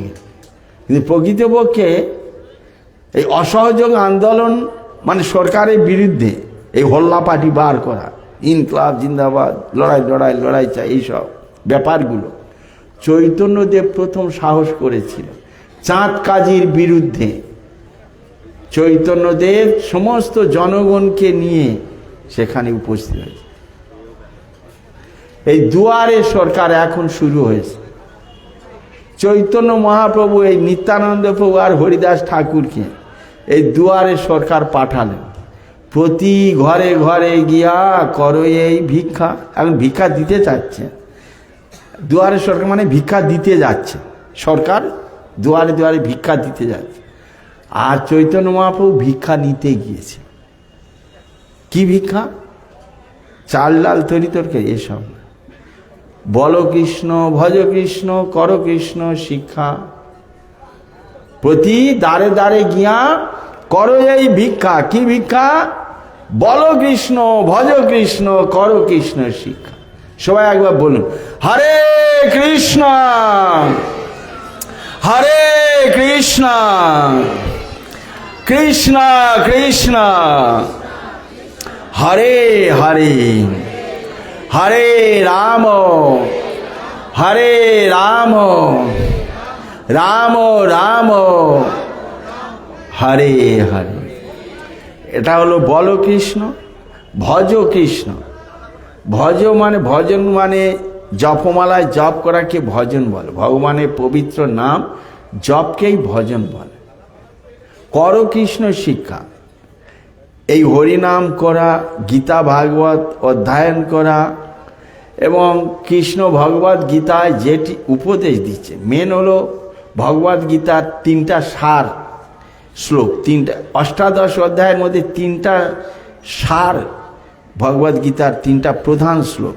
একটা হচ্ছে যৎ করসি যৎ অশ্নাসি যৎ জুহসি দদাসি যৎ, যৎ তপস্যাসি কন্তেয় তৎকুরুষ মোদর।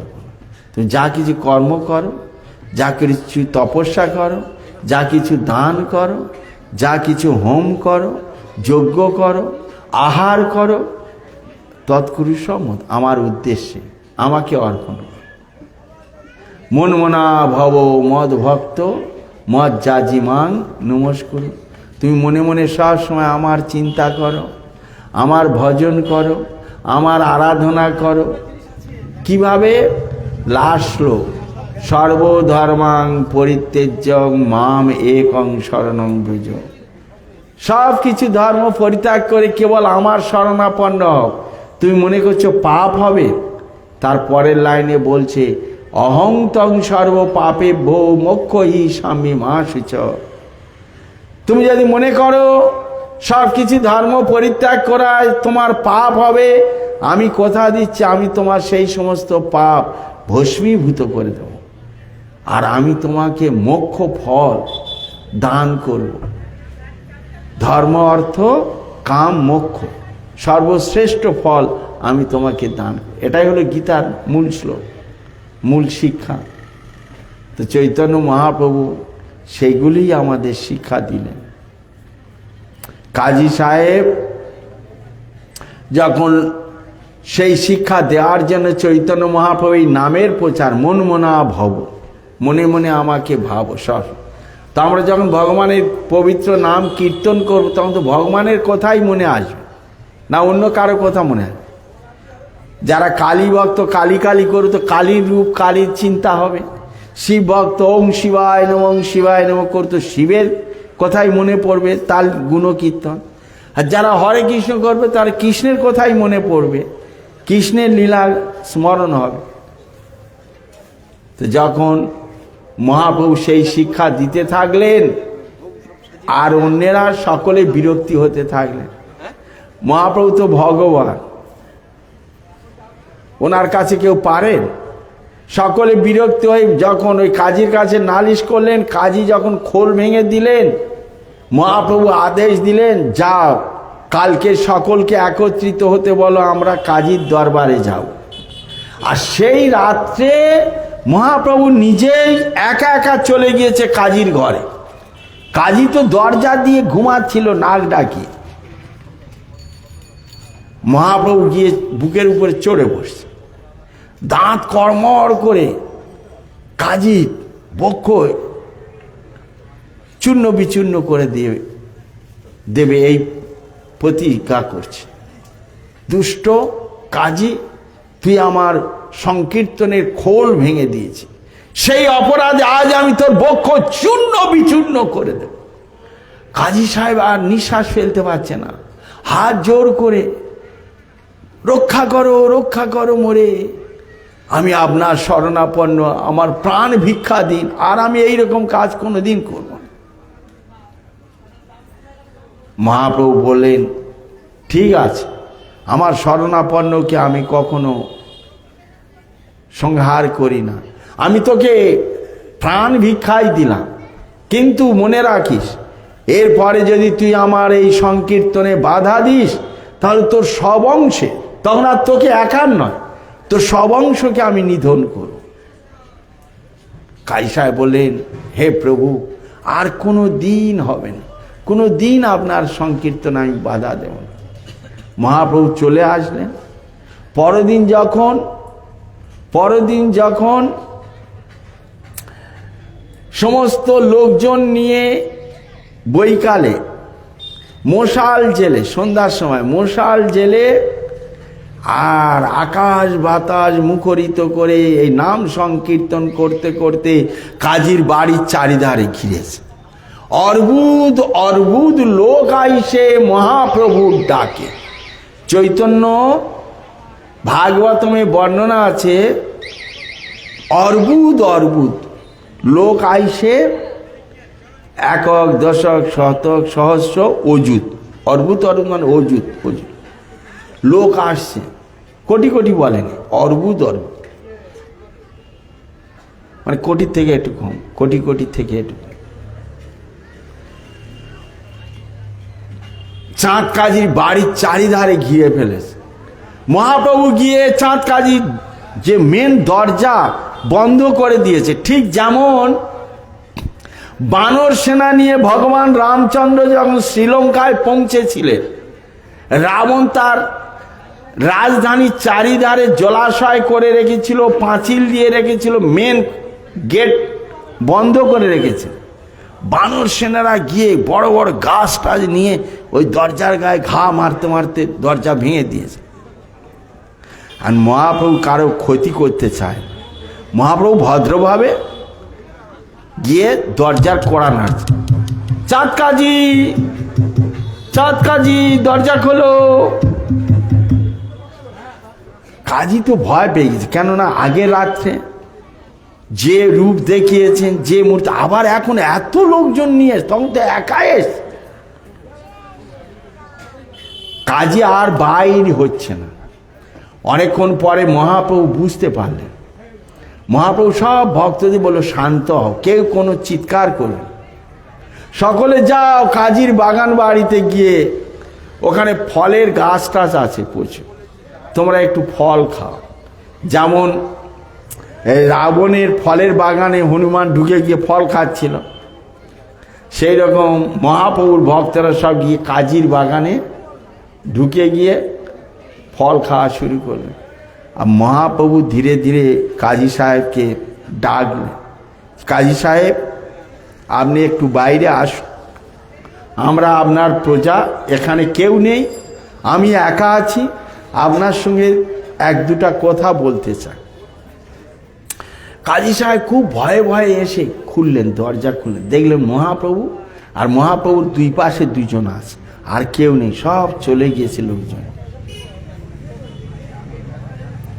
তখন মহাপ্রভু বললেন, কাজী সাহেব, আপনি হচ্ছেন আমাদের রাজা, আমরা হলাম আপনার প্রজা, তো আমাদের সুবিধা অসুবিধা থাকতেই পারে, তো আমরা সেটি নিয়ে আপনার কাছে আসতেই পারি, কিন্তু আপনি যদি দরজা বন্ধ করে বাড়ির ভিতরে বসে থাকেন তাহলে আমরা আপনার সঙ্গে কথা বলব কি হয়? কাজী সাহেব কাঁপতে কাঁপতে একটু সাহস পেয়েছে, বলল, দেখো নিমাই, আমি সব কিছু তোমাকে বলছি। গ্রাম সম্পর্কে লীলাম্বর চক্রবর্তী হচ্ছেন আমরা চাচা বলে ডাকি, আর তার মেয়ে শচী দেবী, তিনি সেই হিসাবে আমাদের ভগ্নী, আর তুমি শচী দেবীর ছেলে, তা মানে তুমি কি হবে? আমাদের ভাগনা হবে। তো ভাগ্নে হয়ে মামার উপরে এত রাগ করতে আসে? তুমি যেভাবে এসে ডাকাডাকি করছো এত লোকজন নিয়ে, আর তার পূর্বে গত রাত্রে কি হয়েছিল? সকলে তোমাকে গৌরহরি বলে সম্বোধন করে, আমিও তোমাকে গৌরহরি বলে সম্বোধন করছি। তুমি যদি একটু ভিতরে এসে বসো নীরবিলে শান্ত হয়ে, তো সব কিছু আমি তোমাকে বলবো, দেখাও। মহাপ্রভু বললেন, না না, আপনি যা বলার বলুন, এরা সব আমার নিজ লোক, আপনি এখানে বলুন। তখন কাজী সাহেব নিজের গায়ের জামা খুলে দেখালেন, বলছে, দেখুন গৌরহরি, যেদিন আমি তোমার খোল ভেঙে দিয়েছিলাম সেই দিন রাতে আমার ঘরে তুমি প্রবেশ করেছিলে।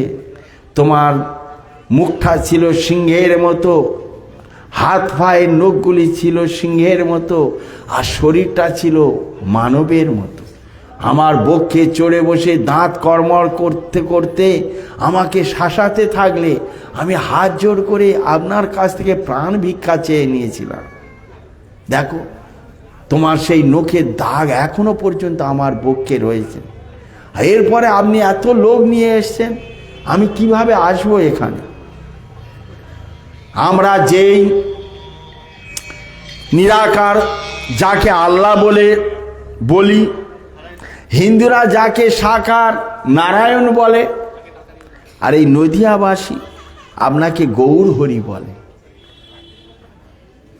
আমার দৃঢ় বিশ্বাস আপনি সেই নিরাকার আল্লাহ আর সাকার নারায়ণ, আর সকলে আপনাকে গৌরহরি বলে, আমিও আপনাকে গৌরহরি বলে সম্বোধন করছি। আমার সকল অপরাধ মার্জনা করি। মহাপ্রভু বললেন, আমার কয়েকটা প্রশ্ন আছে। কি প্রশ্ন? না, যদি আপনি অভয় দেন বা শুনতে চান তাহলে আমি বলতে পারি। কি? নিঃসংকোচে বলো। তুমি যেমন আমাকে আশা দিয়েছ, আমি বললাম, এবার তুমি বলো কি বলতে চাও। মহাপ্রভু বললেন যে গাভী হচ্ছে আমাদের মাতা।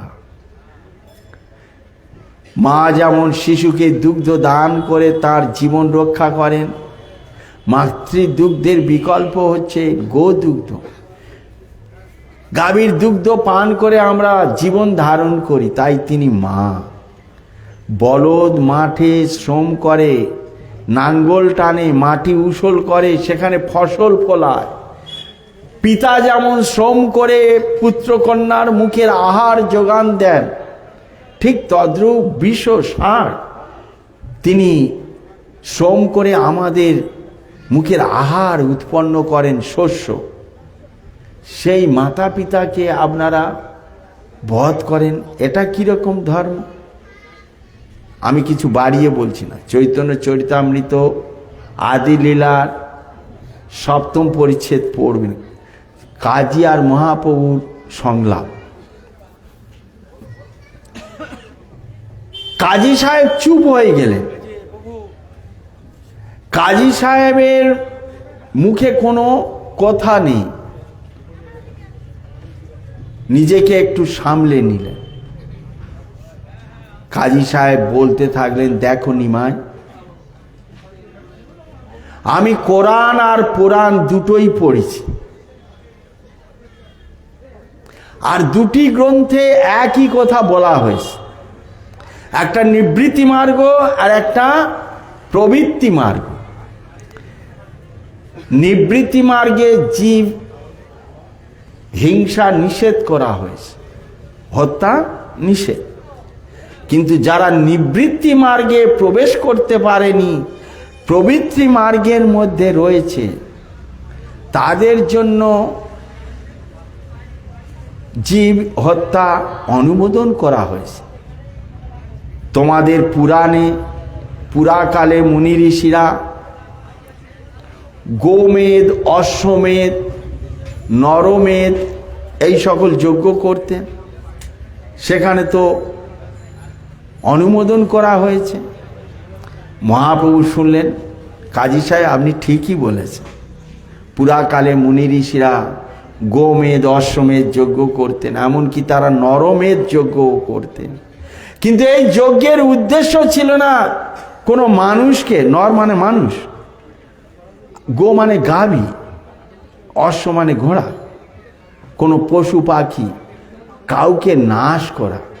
তারা পূর্ণ আহুতিতে জোড়াগ্রস্ত, বৃদ্ধ, হাত পা ভেঙে গিয়েছে, অন্ধ, এই সকল প্রাণীদেরকে পূর্ণ অগ্নিকুণ্ডের অগ্নিতে পূর্ণ আহুতি দিতেন, দিয়ে সেখান থেকে সেই প্রাণীর পরিবর্তে আরেকটি তার উন্নত শরীর দান করতেন। মহাভারতে প্রমাণ আছে। এখন কে? দ্রৌপদী মহারানী অগ্নির কুণ্ড থেকে উৎপত্তি, আগুন থেকে উৎপত্তি হয়েছিল, যজ্ঞ থেকে। আর তার ভাই ধৃষ্টদ্যুম্ন, তাদের সেই ক্ষমতা আছে। সেই সকল মুনি ঋষিদের সেই মন্ত্র শক্তি ছিল, তাই তারা সেই সকল যজ্ঞ করতেন। কিন্তু কলিযুগে তো মন্ত্র শক্তি হ্রাস পেয়েছে, তাই 5 প্রকারের যজ্ঞ শাস্ত্রে নিষেধ করা হয়েছে। তাই এই কলিযুগে গোমেদ অশ্বমেধ যজ্ঞ, নরমেধ যজ্ঞ সব নিষিদ্ধ আছে। আপনারা তো কারো প্রাণ দান দিতে পারেন না। যারা প্রাণ, একদম এই ভাষায় বলছে মহাপ্রভু, যারা প্রাণ দান করার ক্ষমতা নেই, অধিকার পায়নি, প্রাণ নাশ করার অধিকার তাকে কে দিয়েছে? মহাপ্রভু স্পষ্ট এই কথাটাই বলেছেন। কাকে? চাঁদ কাজী।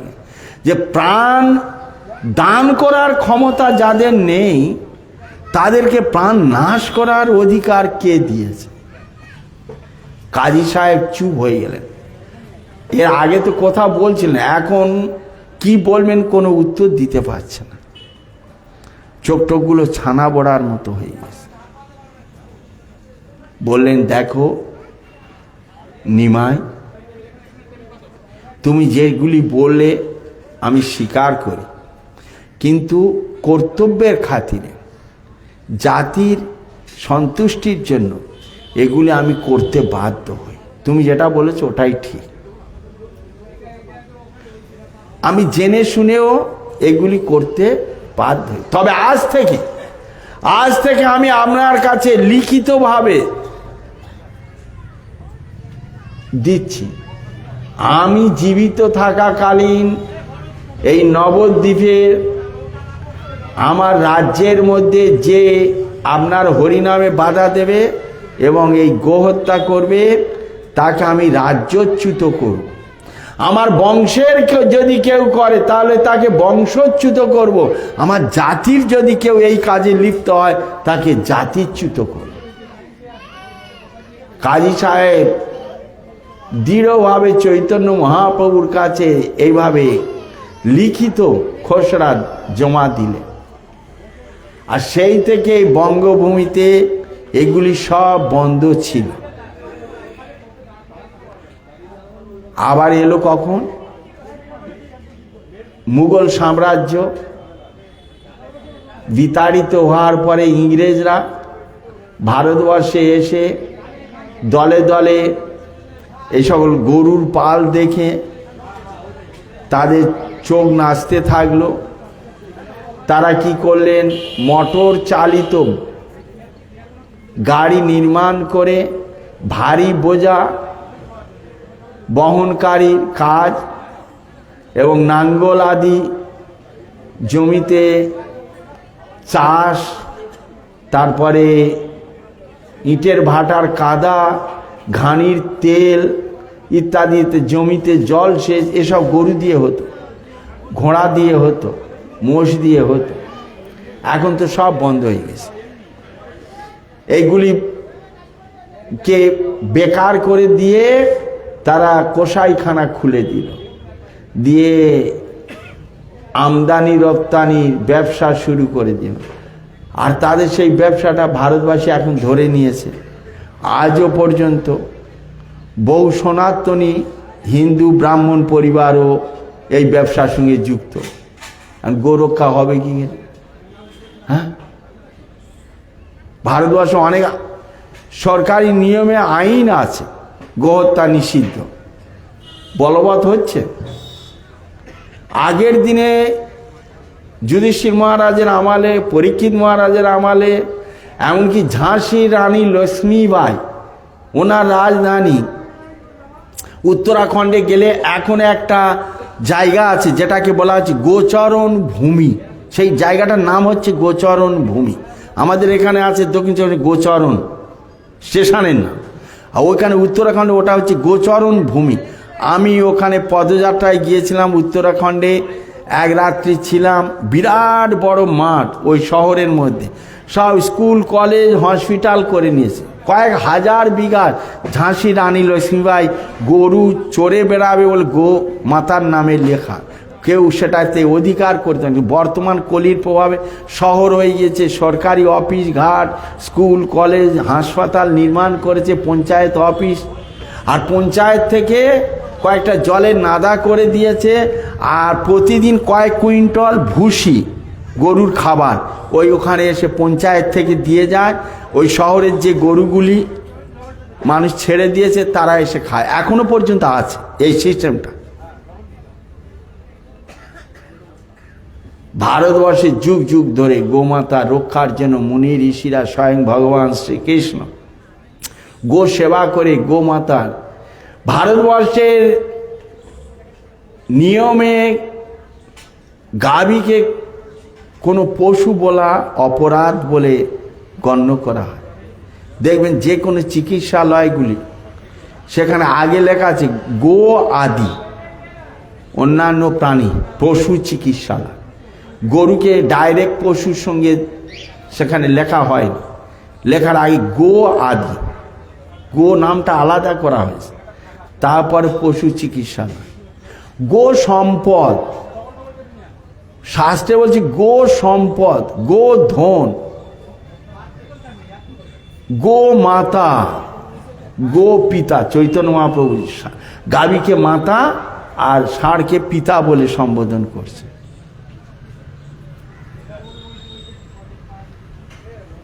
তো এইভাবে ভগবান শ্রী চৈতন্য মহাপ্রভু কাজীকে তো শোধন করেছিলেন। কাজী যখন দেহ ত্যাগ করলেন, কাজীকে নিজ হাতে মহাপ্রভু সমাধি দিলেন। সেই সমাধির উপরে মহাপ্রভু একটা চাঁপা ফুলের গাছ লাগালেন।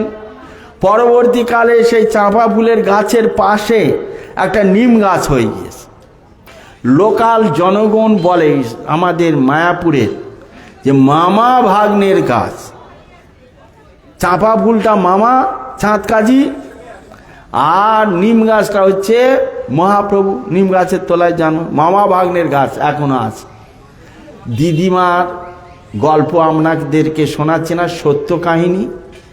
যারা গিয়েছেন তারা দেখে এসেছেন, সেই 500 বছরের চাঁপা ফুলের গাছ এখনো আছে। যারা যাননি সকলকে আমন্ত্রণ জানাচ্ছি এই সুযোগে। আগামী 1 মার্চ নবদ্বীপ মণ্ডল পরিক্রমা ইসকন থেকে শুরু হচ্ছে। বিশ্ব ভ্রাতৃত্ব চাইছে সমগ্র বিশ্বের নেতারা বিশ্ব বন্ধুত্ব ভ্রাতৃত্ব স্থাপন করতে, কিন্তু চৈতন্যদেব এর আগে স্থাপন করে দিয়ে গিয়েছে। আমরা খালি চৈতন্যদেবের সেই শিক্ষাটা গ্রহণ করে তার নির্দেশটা পালন করলেই, তার আদেশ অনুসারে জগৎবাসী চললেই বিশ্ব ভ্রাতৃত্ব স্থাপন মহাপ্রভু করে দিয়ে গিয়েছে সূচনা। আমরা স্বীকার করলে তবে তো, আমরা তো বিশেষ করে ভারতবাসী, তারপর বাংলাভাষী, চৈতন্যদেবকে তো স্বীকারই করি। পাশ্চাত্যের শিক্ষা তো নিয়ে আসছি আমাদের দেশে, আর চৈতন্য মহাপ্রভুর শিক্ষা সারা বিশ্বের লোক গ্রহণ করছে, সেটা আমরা স্বীকার করি না। প্রদীপের নিচে অন্ধকার। চৈতন্য মহাপ্রভু চাঁদ কাজীকে উদ্ধার করলেন, আর কাকে উদ্ধার করলেন? তৎকালীন দলে দলে সব ধর্মান্তরিত হচ্ছিল। সাকর মল্লিক, দবির খা, যারা ছিলেন একজন ব্রাহ্মণ পরিবারের সন্তান, কিন্তু নবাব হোসেন শাহর অধীনে চাকরি করার ফলে তারা নবাব নাম দিল শাকর মল্লিক দবির খাঁ। সেই শাকর মল্লিক দবির খাঁ কে মহাপ্রভু সন্ন্যাস নিয়ে উদ্ধার করে, কাজীকে উদ্ধার করার পর চাঁপাল গোপালকে উদ্ধার করলেন। করে মহাপ্রভু চিন্তা করলেন যে আমি যদি এই নদিয়ার মধ্যে পড়ে থাকি তাহলে কলিযুগের যুগধর্ম প্রচার হবে না। তাই তিনি সন্ন্যাস আশ্রম গ্রহণ করলেন।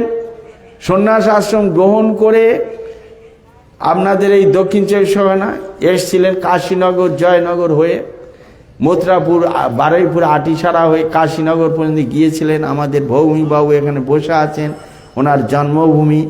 উনি আমাদেরকে 7 বিঘা জায়গা সেখানে ওনার পৈতৃক সম্পত্তি আমাদের ইস্কনকে দিয়েছেন, সেখানে ভক্তরা রয়েছে। কাশীনগর ধাম আপনারা সুযোগ পেলে আসবেন, আসুন, সকলকে আমন্ত্রণ করছি। মহাপ্রভুর লীলাস্থলী চৈতন্য ভাগবতমে আছে।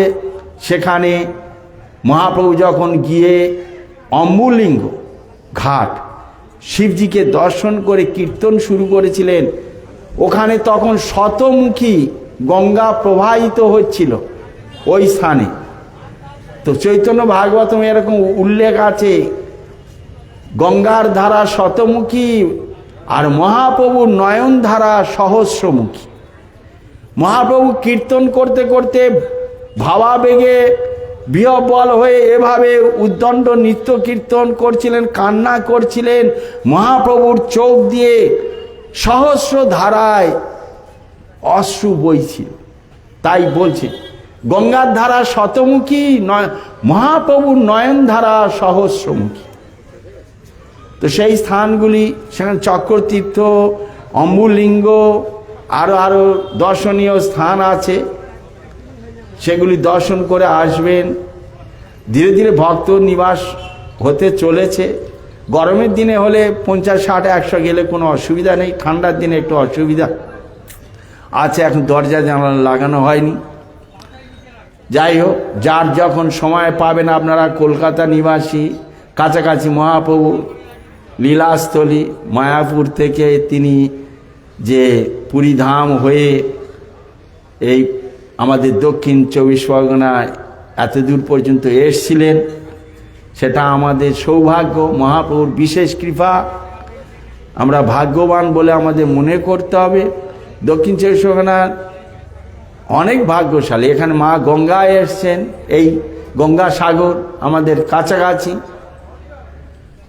আমরা তপভূমির মধ্যেই রয়েছি, কিন্তু তপস্যা শুরু করলে তবে তো তপস্যার ফল কি আমরা উপলব্ধি করব। কিন্তু তপস্যা যদি না শুরু করি তাহলে কি করে বুঝব? কি একটা এরকম আছে যে সম্পদ তো রয়েছে, কিন্তু সেই সম্পদকে যদি আমরা খোঁজ না করি তাহলে সম্পদ কোথায় আমাদের পূর্বপুরুষ মাটির মধ্যে পুঁতে রেখেছে, আমরা খোঁজ করলেই খোঁজ পেতে পারি। খোঁজ যদি না করি ওই মাটির মধ্যে নষ্ট হবে আর আমি কষ্ট পাব। মহাপ্রভু যে অমূল্য সম্পদ আমাদের দিয়ে গেছে সেটি তো আমরা খোঁজ করছি না।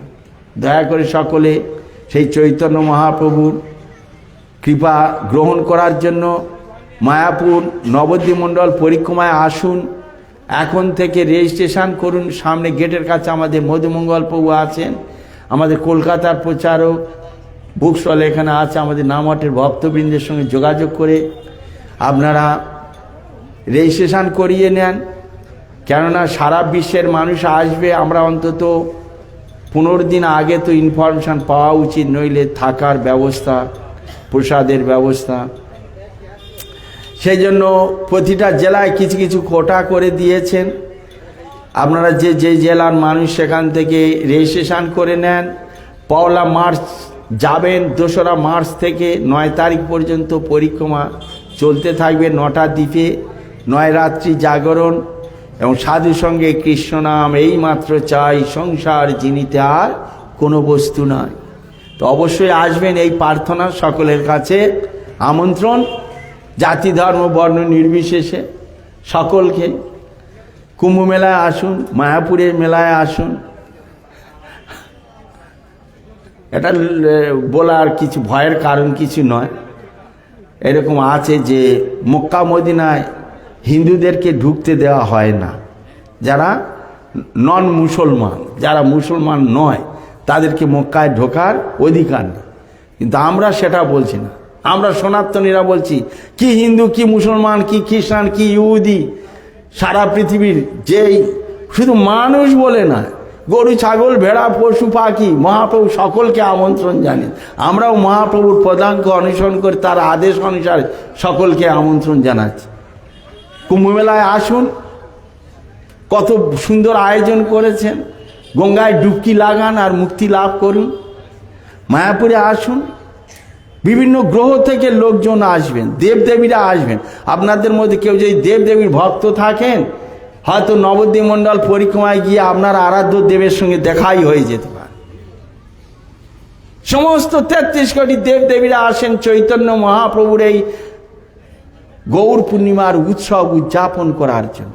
আর সারা বিশ্বের মানুষ তো আসবেই, আরব ইরাক ইরান থেকে মানুষ আসবে। নাস্তিকের দেশ রাশিয়ার একটা দল হচ্ছে, আর একটা চায়নার এবছর নতুন পার্টি একটা হবে। কিন্তু বাংলাদেশ থেকে হয়তো কম আসবে, কেন বাংলাদেশের থেকে আসা যাওয়া তো এখন 2 সরকার, সকলে আপনারা জানেন। বাংলাদেশের লোক হয়তো এই বছর কম হবে, কিন্তু চায়নার থেকে, চায়না নাস্তিক কমিউনিস্ট, রাশিয়া কমিউনিস্ট, সেই দেশ থেকে এত ব্যক্তি আসছেন, তাদের জন্য আলাদা ভাষায় আলাদা একটা করে ক্যাম্প করা হচ্ছে। বাংলা ভাষায় দুটা 4টে গ্রুপ হয়, ইংরাজি ভাষায় একটা গ্রুপ হয়, হিন্দি ভাষায় একটা গ্রুপ হয়, রাশিয়ান ভাষায় একটা গ্রুপ হয়, তামিল তেলেগু দক্ষিণ ভারতীয় ভাষায় একটা গ্রুপ হয়। এরকম 10-12টা গ্রুপ করে বিশ্ব ভ্রাতৃত্ব যে মহাপ্রভু স্থাপন করে গিয়েছেন, এই পরিক্রমায় আসলে তা আপনারা দর্শন করতে পারেন। এই দাদু দিদিমার গল্প আপনাদেরকে আমরা শোনাচ্ছি না। মহাপ্রভু কাজীকে উদ্ধার করলেন, চাঁপাল গোপালকে উদ্ধার করলেন। আর একজন রাজা ছিল এই বাংলায়, তৎকালীন 2 জন রাজা ছিল। একজন হচ্ছে বৃন্দাবন রক্ষা করেছিলেন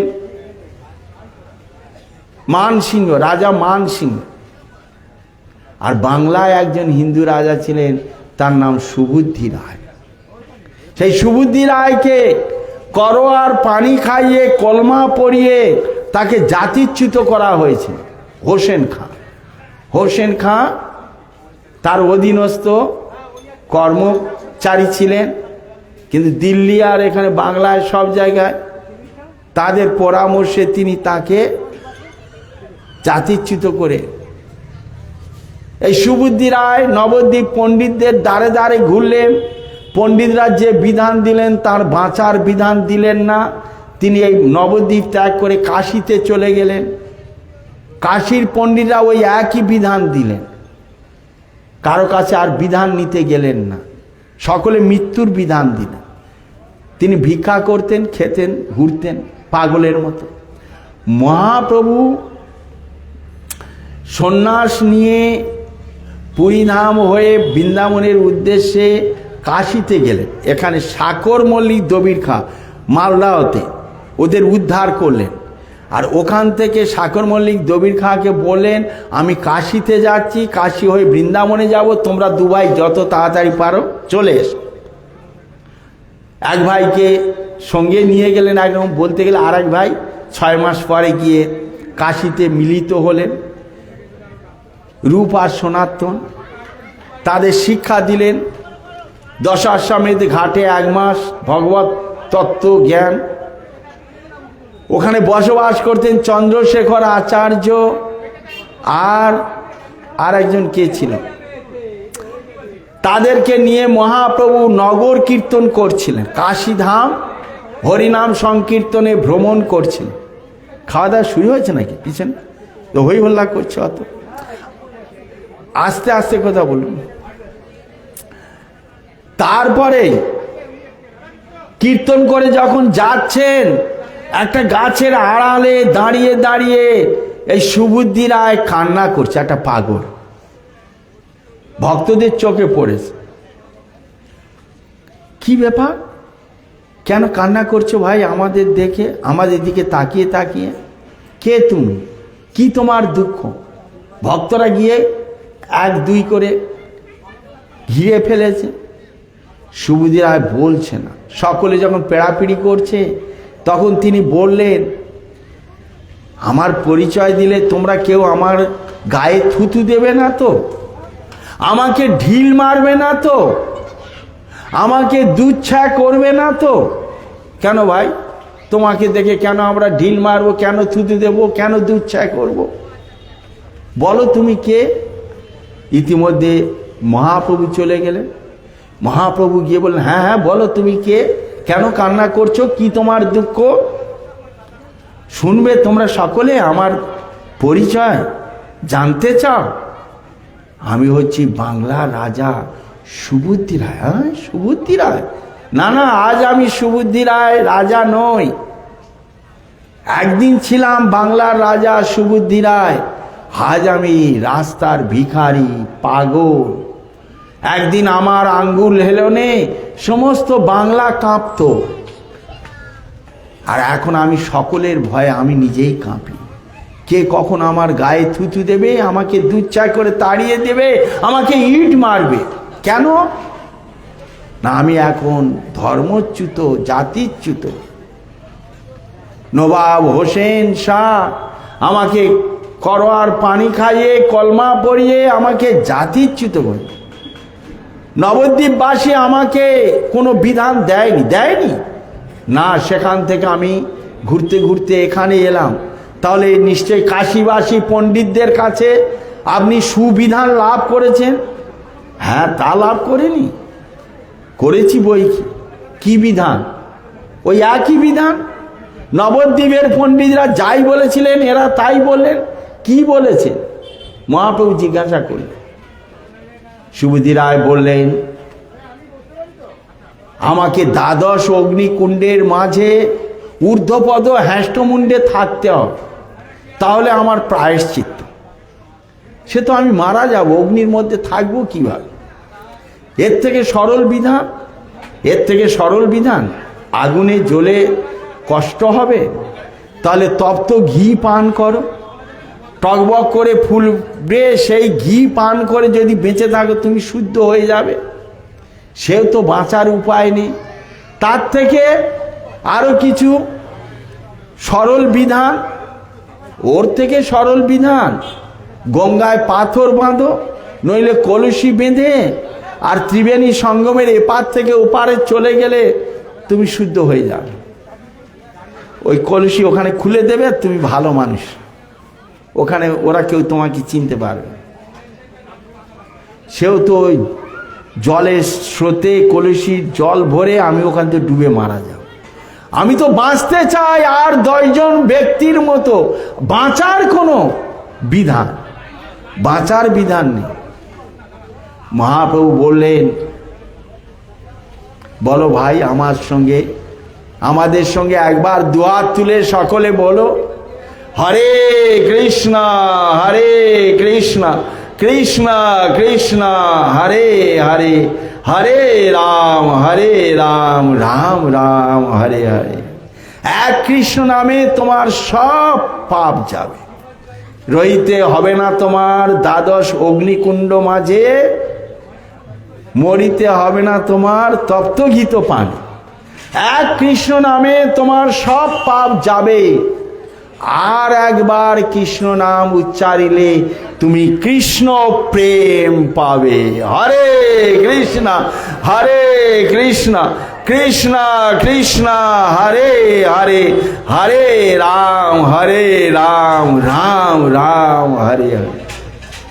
দুবার বলানো হয়ে গিয়েছে। মহাপ্রভু সুবুদ্ধি রায়কে আলিঙ্গন করতে যাচ্ছেন, সুবুদ্ধি রায় পিছনে পালাচ্ছে, সরে যাচ্ছে। প্রভু আসবেন না, আমাকে স্পর্শ করবেন না, আপনিও আমার মতো জাতিচ্যুত ধর্মচ্যুত হয়ে যাবেন। মহাপ্রভু হাসতে থাকলেন। আমি আবার নতুন করে জাতিচ্যুত, ধর্মচ্যুত? সে তো অনেক দিন আগে আমি তো ধর্মচ্যুত হয়ে গিয়েছি। ব্রাহ্মণ পরিবারে জন্মগ্রহণ করেছিলাম, পৈতা টৈতা তো সব গঙ্গার জলে ভাসিয়ে দিয়ে মাথা নেড়া করে টিকি রেখে নবদ্বীপ থেকে তো আমি জাতিচ্যুত হয়ে পালিয়ে এসেছি, ধর্মচ্যুত। আর কি নতুন করে কি ধর্মচ্যুত হব? আমি তোমার থেকে আরো বড় একটা জাতিচ্যুত, ধর্মচ্যুত। তাই বক্ষে এসো ভাই। জোর করে মহাপ্রভু সুবুদ্ধি রায়কে আলিঙ্গন করলেন। চন্দ্রশেখর আচার্যকে বললেন, নিয়ে যাও সুবুদ্ধি রায়কে গঙ্গার ঘাটে নিয়ে গিয়ে ভদ্রলোক করে নিয়ে এসো। আর মহাপ্রভু বললেন, তুমি আমাদের সঙ্গে, ভক্ত সঙ্গে।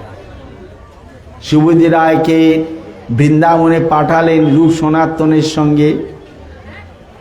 রূপ সনাতন, রঘুনাথ দাস গোস্বামী তারা ভিক্ষাবৃত্তি অবলম্বন করে জীবনযাপন করতেন।